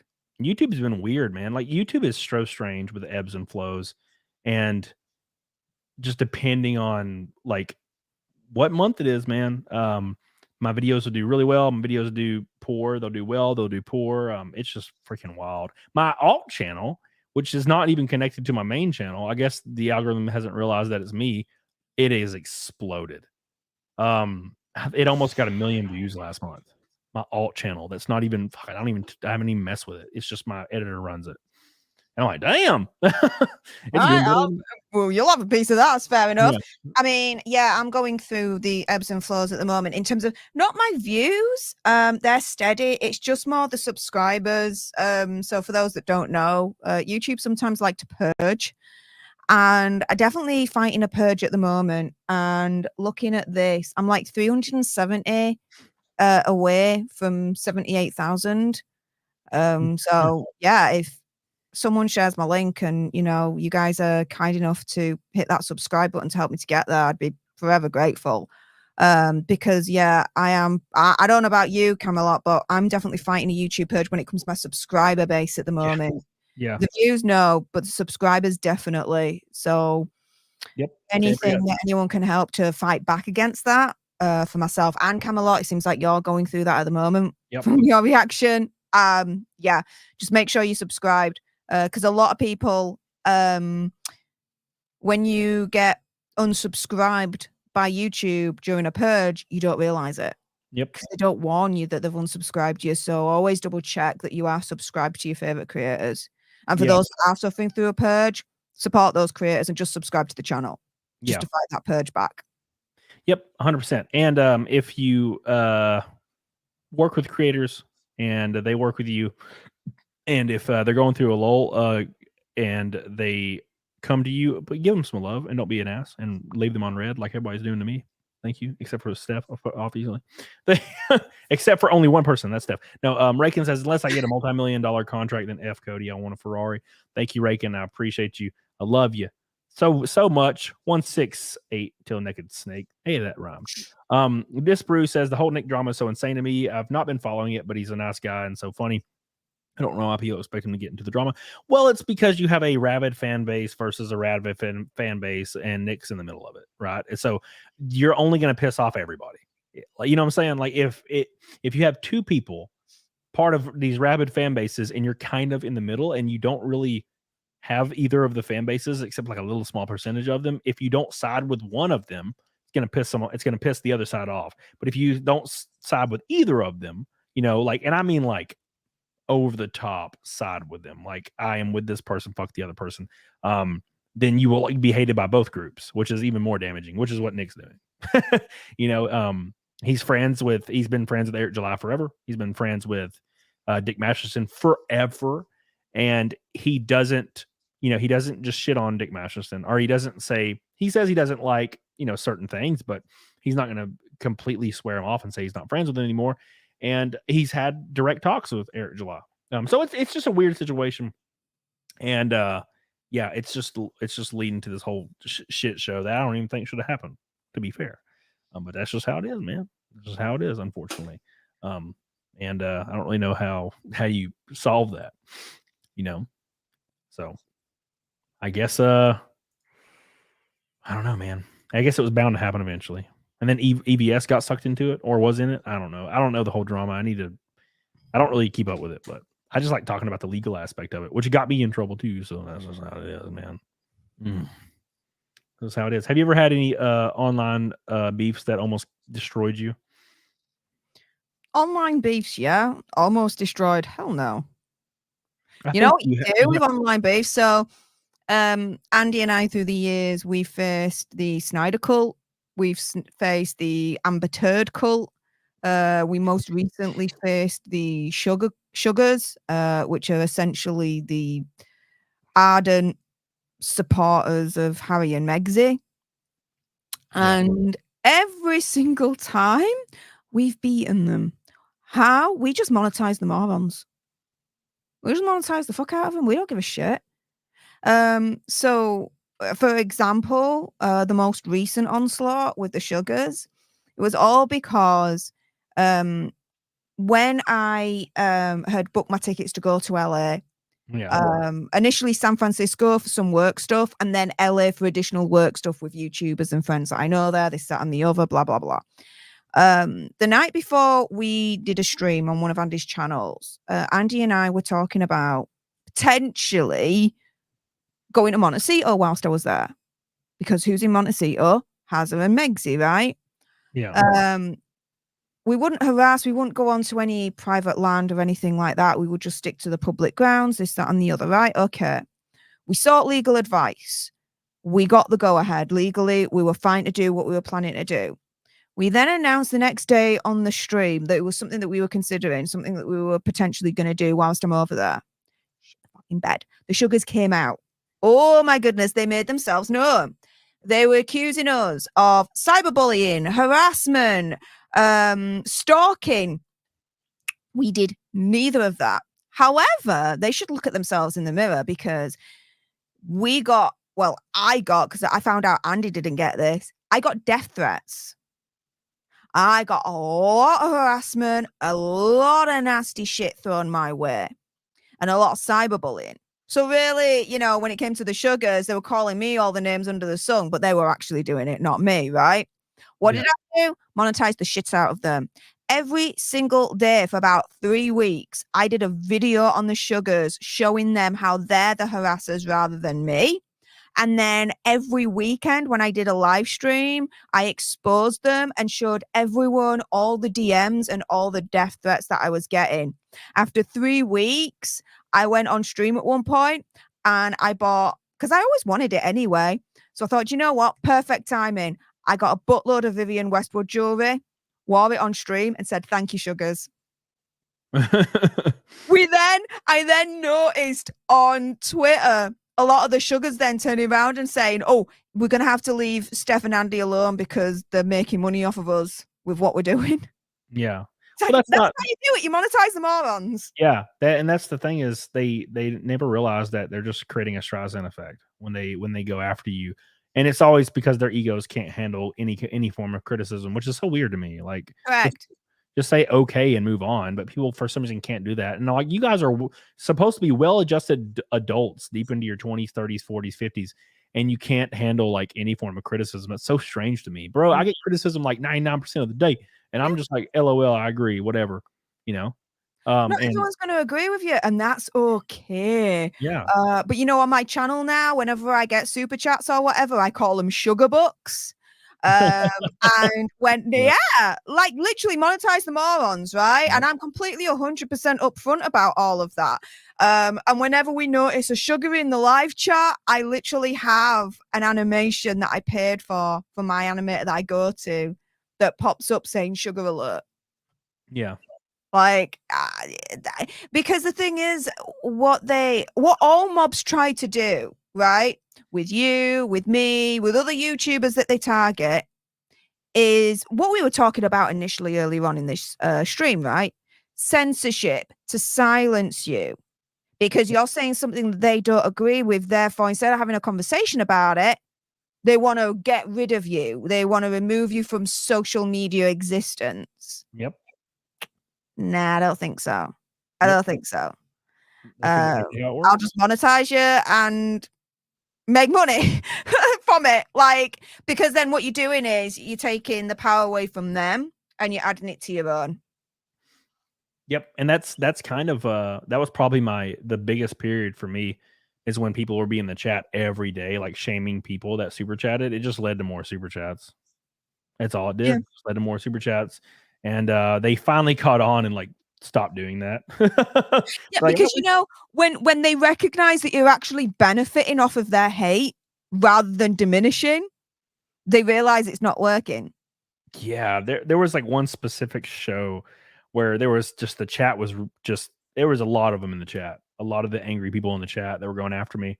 And for whatever reason it was at that point, it might have been because the GameStop stock blew up and people were really pissed at me for some weird reason because I didn't support GameStop.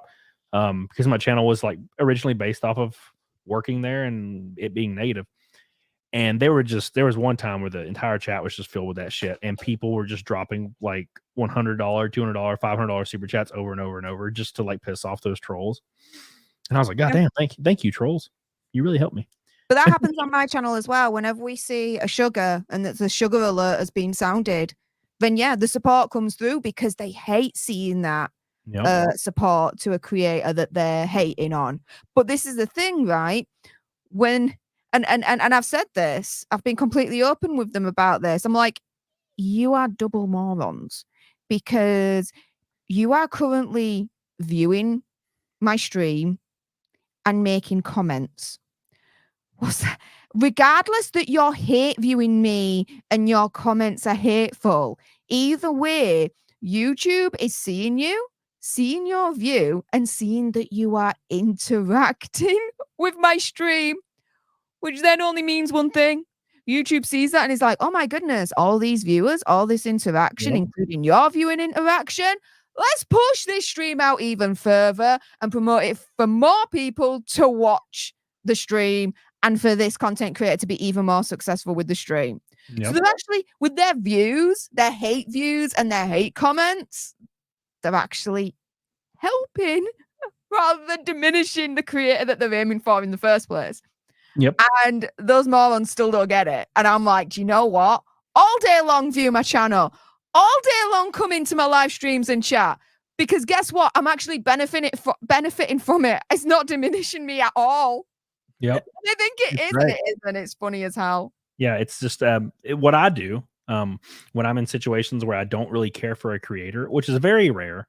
If I want to avoid a creator, I will just not watch their content, and that's the end of it for me. Yeah.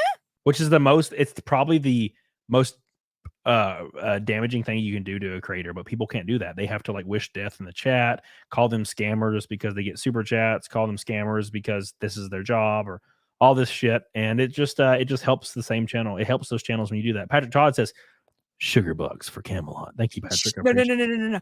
Sugar bucks. Is that what you say every time? Yeah. Go sugar bucks for Camelot. It's like sugar bucks. It's like it's a play on Nate the Lawyer with his boozy bucks. Yeah. Play on that.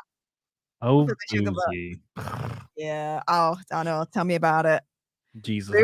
Boozy. What a weird time that was. R.I.P. Bot Sentinel. Oh R.I.P. That was a weird time. That whole Amber Heard, all of those things were a weird time. All of it was. Very, very strange time. Yeah, it was. Yeah, I kind of miss it though. Kind of miss it, like especially back when the Amber Heard trial was in full swing. That shit was wild to watch. Bloody hell, wild! Being in the middle of all of that was insane, mate. Absolutely insane. But you know, I don't miss it. It was a flash in the pan, a moment in history. I'm glad that I was actually a part of it. I'm proud that I was a part of it. And I look back on it very fondly, because it brought the community together and it was just an amazing time. But yeah, it's done now. Every single person, that was good to watch. It was every single person within reason was completely against Amber Heard. It was a great time. It doesn't matter their political affiliation or anything. They just were against it, unless they were like the ridiculous stands that for some reason had Amber Heard like as their profile pictures and shit. Like, why do you have? If there were a boozy bot, yeah, exactly. Boozy bots. Ellie Fan says shame on y'all for super chatting. Kidding. Thank you, Ellie Fan. I appreciate you for the 4th Orange Boy. I could be wrong. It might be the 5th actually. 1. Yeah, it's the 5th, starting with Steph the Alternate. Thank you, Ellie Fan. I appreciate you. I love you. You're goated. Thank you. Man, there's something in my house making a lot of noise, and I'm the only one here, and it's freaking me out. It's free. Well, you know, it is Halloween now, technically. Yeah. In my part of the world. I think it's my dogs. My dogs are huge, and I think they're running around, but they don't do that very often. And it could be either my dogs or I'm gonna get burgled and shot. I don't want to get burgled. That would suck. More importantly, I don't want you to get shot. That would be also terrible. Now, granted, I wouldn't have to pay my mortgage, which would be pretty cool. But other than that, you know, it's fine. I'd rather not have to pay that. That's very fair play. Oh, God. You know what? I might just stay on the stream just to find out if you get shot or not. And actually, you know, be like, yes, hopefully there is someone in his house who he does get shot, because you know the views then would just go up at that point. No, I would be very famous for a short period of time. You'd be totally famous, yeah. The Valhalla said Valhalla said, that's just me. Don't worry about it. You're fine. Thank you. I appreciate you, my friend. Also, did you say you got monetized today? So I think somebody said they got monetized today. Was that you? Yeah, Valhalla? it was Valhalla. So congratulations, Valhalla. About Oh, wow. time you got monetized, mate. Welcome proud to of you. becoming next level YouTube legit.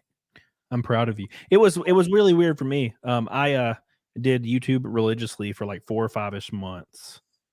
And no one was watching, obviously. And I was like looking at that little thing where it's like, you need this many subscribers and this many watch hours. And I'm like, working towards it or trying to. And then I took like a break for 2 weeks. And I woke up one day and I was monetized. I woke up one day and it said, hey, you should apply for monetization. So I applied. And before I even got home that weekend from my like small trip I was on, I had like 30,000 subs and I was monetized. It was the weirdest shit. It was just overnight. It was crazy. It took me, I started in April 2001, my own channel, and it was back end of August of that year that I got the email that says, welcome to monetization, apply. So it took me about 4 months Yeah. to get monetized. Yeah. Well, that same. It's just the first 4 months, nothing happened. Fair play. But I mean, it's just getting harder and harder and harder and harder and harder to start out in YouTube now.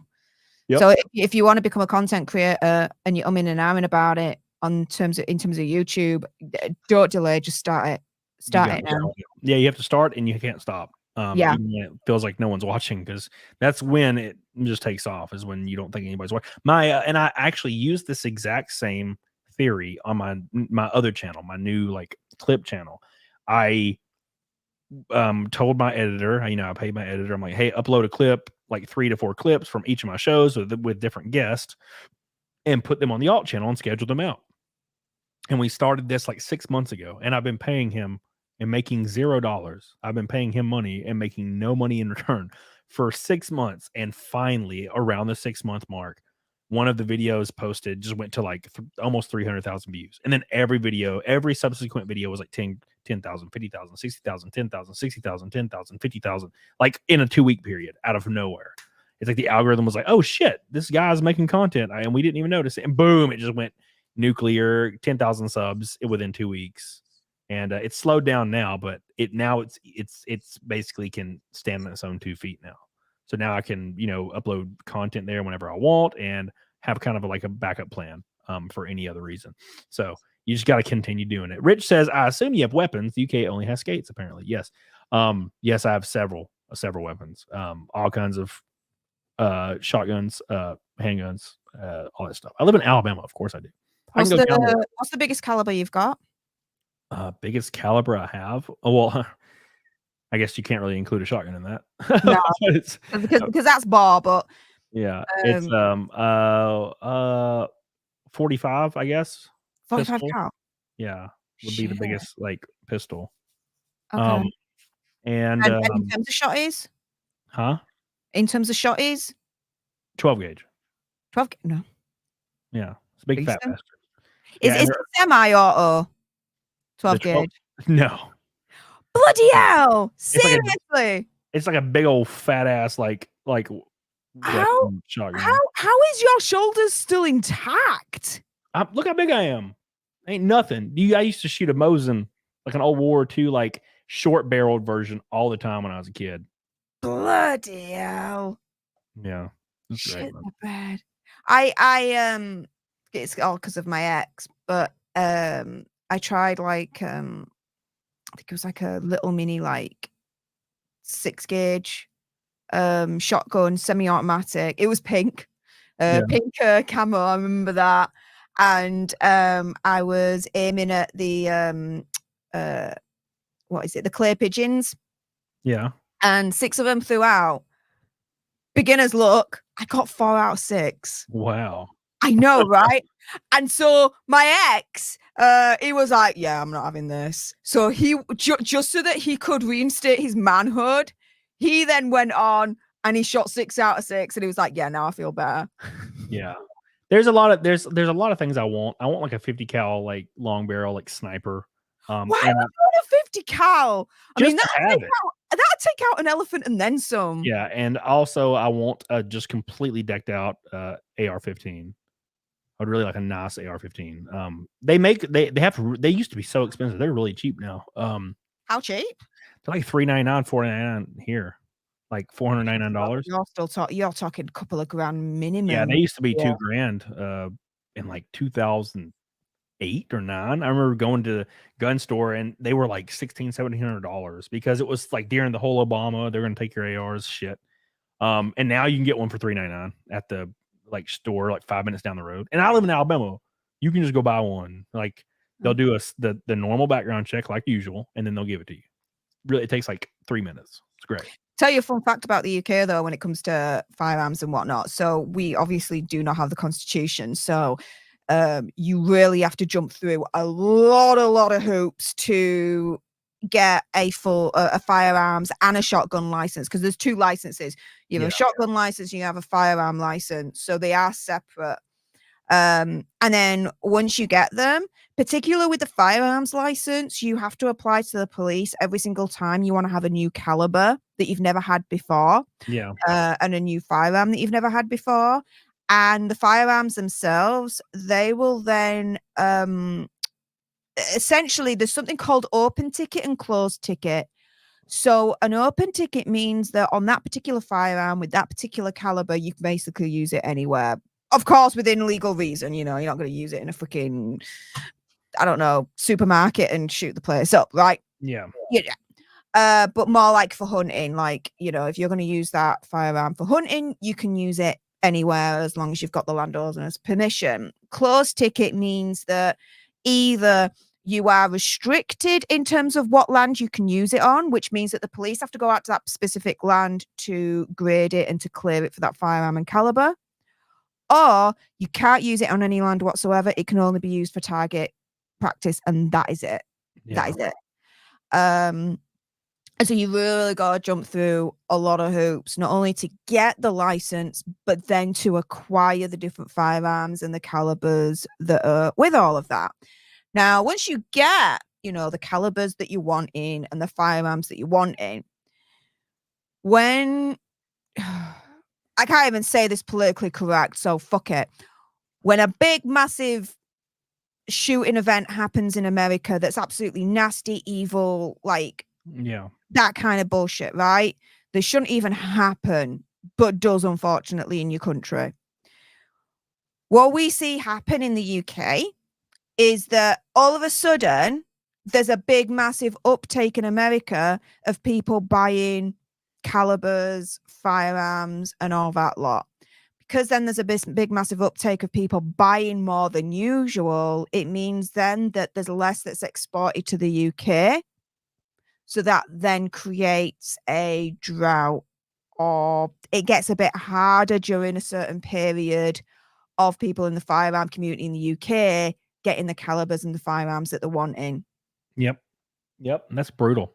So it's a bit of a knock-on effect in the UK in terms of the firearms community when nasty, evil events like that happen in America. So yeah, there's a massive knock-on effect. But yeah. And it's the only reason why I can actually have this conversation with you and discuss different calibers and firearms and actually understand and know what you're talking about because of my ex. So yeah, it's crazy too, because that's a big point of contention in our country, is just the constant conversation to try to ban certain firearms, all firearms altogether, like they did with handguns in Canada, stuff like that. They've been talking about it for so long, and they always tout like places like where I live as having high like gun deaths. They always include, like, for example, they'll say a city like mine has a really high rate of gun violence. And the reason they say that is because there'll be like 5 incidences in an entire year over a giant landmass, by the way. There'll be 5 incidences or less. And they'll be like, oh, well, since your population is this, that means you have a gun violent rate of this, which is higher than places like of gun-free zones in certain states that have thousands and thousands and thousands of murders because they have a higher dense population in a much smaller area. So there's more violence in a small area. There's more people, and the guns are not even allowed.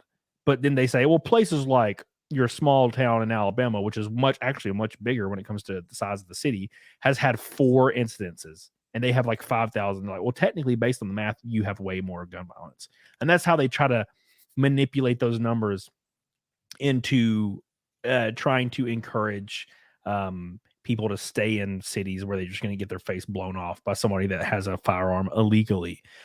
If you look at, and that's what the thing is, they try to hide those stats. If you look at any place that has a really high number of like gun homicides, it's in every single gun-free zone in the country. But they use the population numbers to throw off the homicide rates and make it look like it's happening in Alabama and Tennessee, where no one even knows of a shooting that happened within like a 30-mile radius of where I live. Well, in terms of the UK, handguns are illegal. Yep. Even if you have a firearms license, you cannot have a handgun. You can't have a gun that you can actually conceal. The only way around it, and again, my ex was able to get around it by, he had it was a 222 handgun. But what he had to do was he had to get this.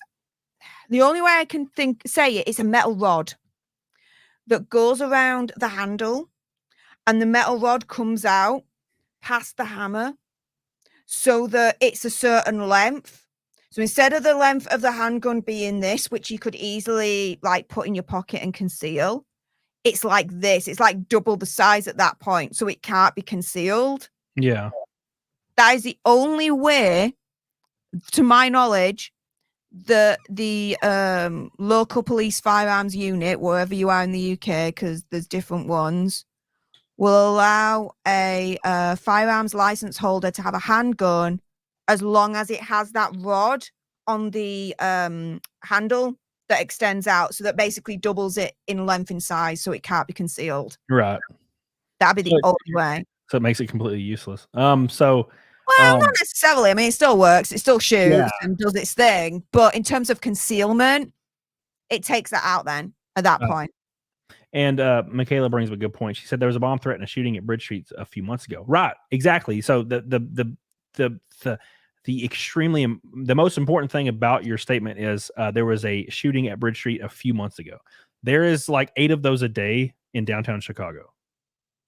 That's the difference. But technically, where we live will have a higher gun death rate because of this one thing that happened at Bridge Street a few months ago versus their 10 things a week in downtown Chicago, because the sheer amount of people squeezed into a tiny, like a third of the square mileage of our city. That's the difference. It's very disingenuous. Rich says, Biden banned gun exports this week. If Israel civilians had guns, would October 7th happen? We exist because our civilians had guns and overthrew George. I have no idea. I know nothing about Israel at all. I don't watch TV, unfortunately, so I don't know any about that shit. And I didn't have Twitter, so don't know nothing. Thank you, Rich. I appreciate you. Get on it, doggone it. But it is getting late. I'll tell you something though. There's 2 favorites in terms of firearms that I like. When it comes to a rifle, MP5 semi-automatic. MP5. Isn't that tiny little bastard? Yeah. MP5. That tiny little bastard is sexy. Yeah. So much fucking fun to Look how cute fire. he is. Look So how cute he is. I love the Heckler and Koch MP5. Yeah. Like, oh my goodness, sexy little motherfucking beast that is. And in terms of, let's say, a traditional handgun, I would have to go with my Italian heritage and say a Beretta. A Beretta 22 or 222 caliber. I don't want anything like higher than that. But yeah. I feel like I always liked the Beretta because it was in Resident Evil 1, like the original Resident Evil. Yeah. It's called the Beretta, and I was like, yeah, I like that. I didn't even know it was a real gun until like it was a real gun, until I figured out it was a real gun. Yeah, dude. Oh my goodness. But dude, I'll let you jump off here. I know it's getting Yes. late as hell. I have a flight in like 5 hours. To Oh, fucking Orlando. dude. Shouldn't you be ending the stream as well? Yeah, hell yeah. And I haven't eaten. I ate breakfast. I ate egg whites this morning, and it's like 11, and I forgot to eat. My flight got canceled to Orlando like a few hours ago, and I had to rebook. I had to get in contact with the airline. They didn't want to give me a refund. They wanted to refund it in credit. And I'm like, but you guys don't have another flight, and I have to get it with a different airline, you sons of bitches.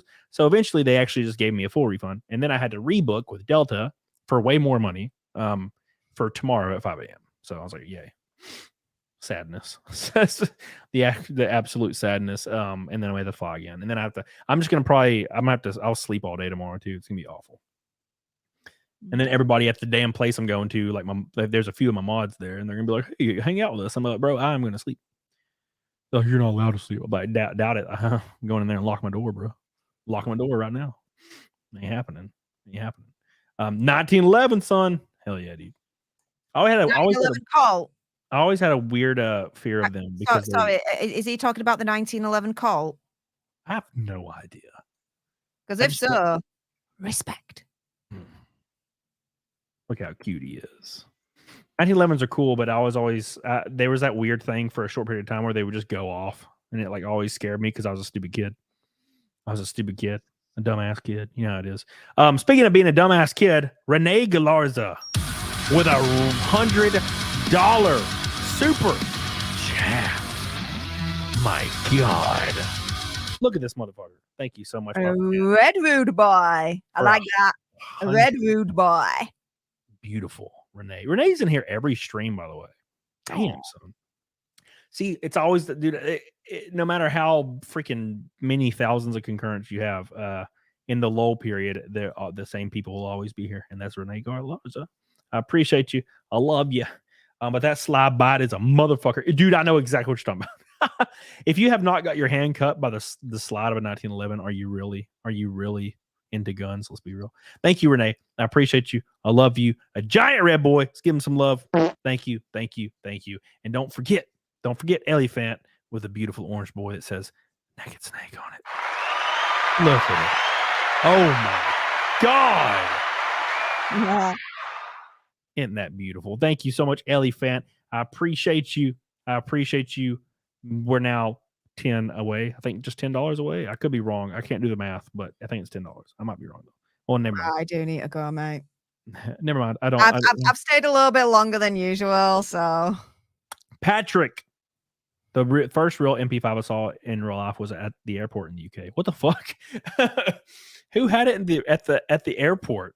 Thank you, Patrick. I love you. I'll tell you something. Actually, the only the one thing that you definitely can't have on, let's say, a civilian firearms license, because that's what I'm talking about here, are automatics.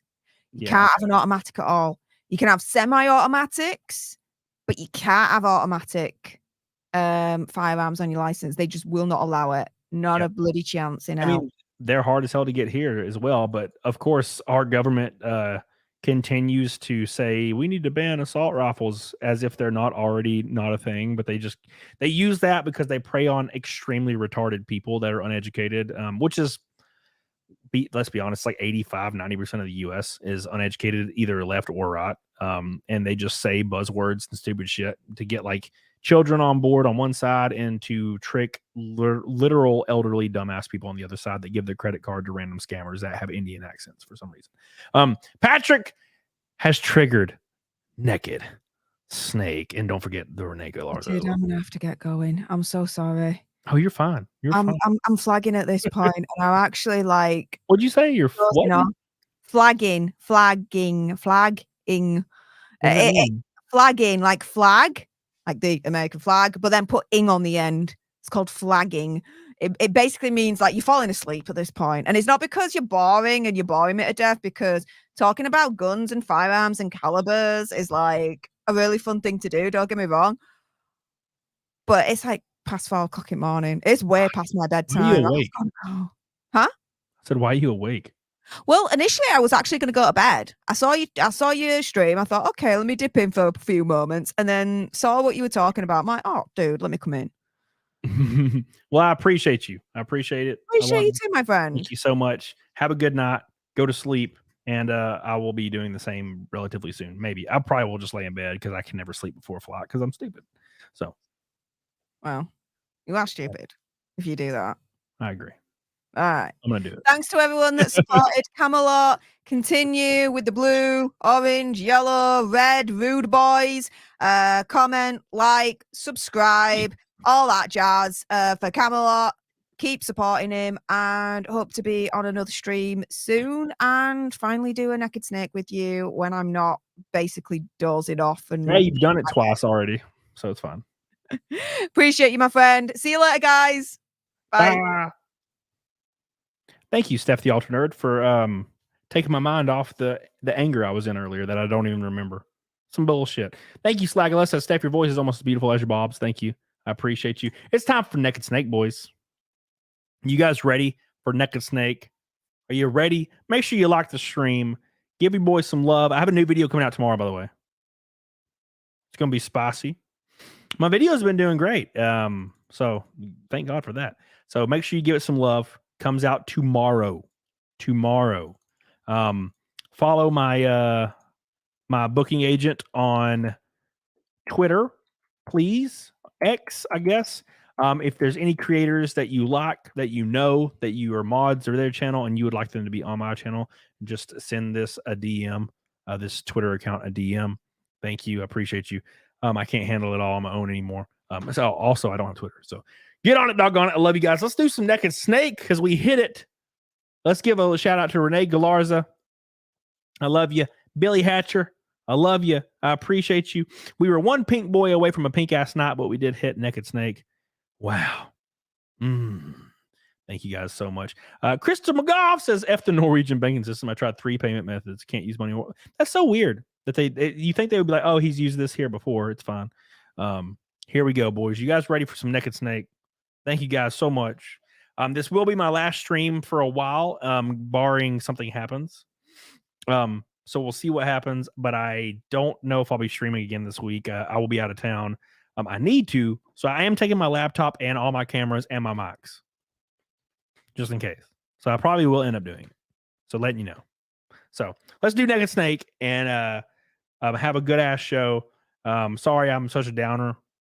Like at the beginning of the show, shit gets to you, man. Shit gets to you when no one, it seems like no one's no one knows you exist for a minute. You know what I'm saying? It's fucking weird. And it's like, it's probably a coincidence, but like when like 30 other people it's like did they all miss this message at the same time? This is bullshit, right? And thank God for Steph Y'all Nerd and Disparu in my chat for hanging out the whole time. And EVS coming and saying hi. I appreciate you guys. Making my taking a little bit of my mind off the bullshit for a little while, and I appreciate that. So here we go. Let's do Naked Snake for the 230th stream in a row. We're getting close. We've almost lost it like 3 streams in a row. And we have 20 streams until the 24-hour stream if we keep hitting it. So let's do Naked Snake and then have a good ass time. So you guys ready? You guys ready for this? For Naked Snake? Because it's coming. It's coming right at you. Hold on. Let me move this. All right, here we go. You guys ready? You guys ready? Are you ready? Because it's time for Naked Snake. 230 in a row. Let's do it. Again.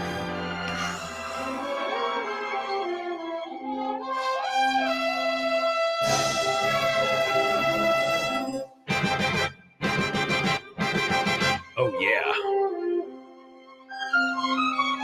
Let's go. Alan Jones already. Already.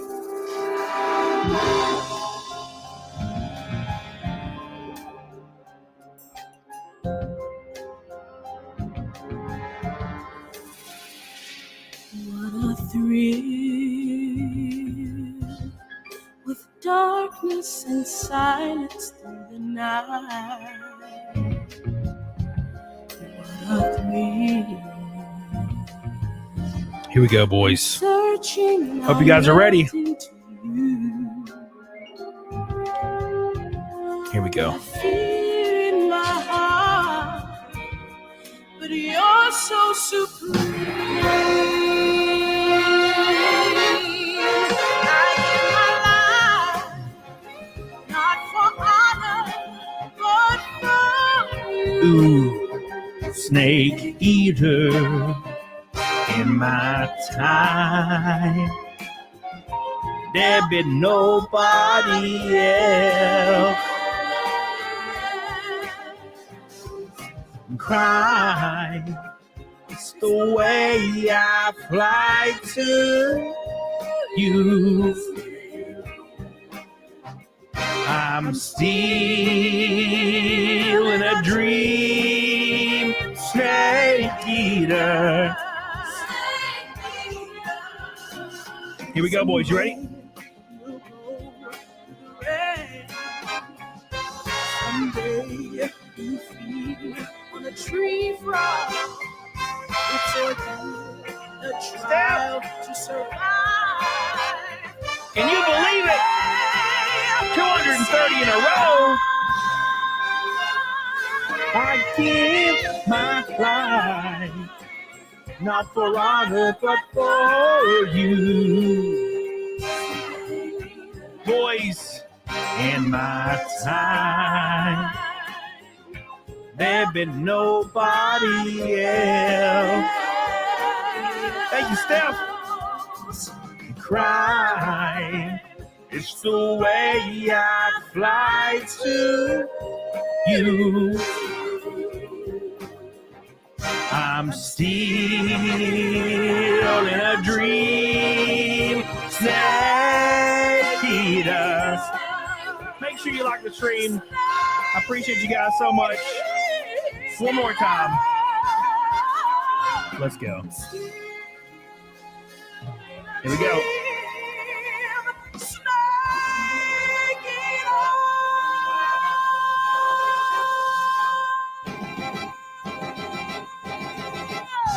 Amazing. Thank you so much. Renee Galarza, Steph, Billy Hatcher, Ellie Fant, Patrick, all you guys. I appreciate you. We just scraped by with that bastard. One pink boy away from the rainbow knot, but we did hit it. Jarvis says, what's it take for Fight Milk? Oh, we did double. We haven't hit Fight Milk in a minute, man. Something's been fucking wrong with YouTube, and if you look at my analytics, my streams are pretty much fucking destroyed, shadow banned to hell and back. Nothing matters anymore, so I'm not really too worried about it. But it's fine. But the core group, we never miss Naked Snake. We have not missed Naked Snake for 230 streams, 2 years straight. I appreciate you. Fight Milk's like 490, 480 away or something. It's too much. All right, boys. I love you. Make sure you remember, I have a video tomorrow. I have a spicy video tomorrow. Spicy as hell. It's going to be crazy. It's going to be amazing. Thanks again, Ghost Meteor in the locals. 35. I appreciate you, my friend. You're goated as hell. Everybody on Rumble, I love you. I appreciate you. You're goated as hell. Of course we are. Yeah, we're gonna. Somebody said raid Nick. Yeah, we're raiding Nick. Of course we are. Of course we're raiding Nick. Of course we are. I don't know why he never appears on my auto thing, but I have to type him in. But he's there. Of course we're gonna raid Nick. He's my boy. Give him some love in the chat when we rate him. I appreciate you guys so much. I love you. Make sure you like the stream on the way out. Renee Galarza, thank you so much. Billy Hatcher, Krista McGough, I love you, man. I'm glad you're here. Been in a really down and out mood the last couple of days, and just needed a solid stream to hang out with the boys and just let my feelings out a little bit. And I also got to talk to Steph for like an hour, which was really, really fun. So thank God for that. Thank God for that. And thank you guys so much. I appreciate you so much. I'm going to try to stream when I'm in Orlando, but I don't know if I'll be able to, but I'll try. I would like to get another one in. I don't like taking a week off. It stresses me out to no end. You know, it's one of those things, man. I take it too seriously. If a video does poorly, I can't sleep. If I have a bad stream, can't sleep because I'm too like, I'm too wired in, and it's a curse. I can't fucking stop it. So, I'll see you guys on Nick's show. Give him some love. He's a good man. He's fun to watch. He's a great streamer. Of course, you guys already know. I'll see you guys over there. Till next time, get the hell on it, dog on it. I love you. Bye. Yeah. Thank you.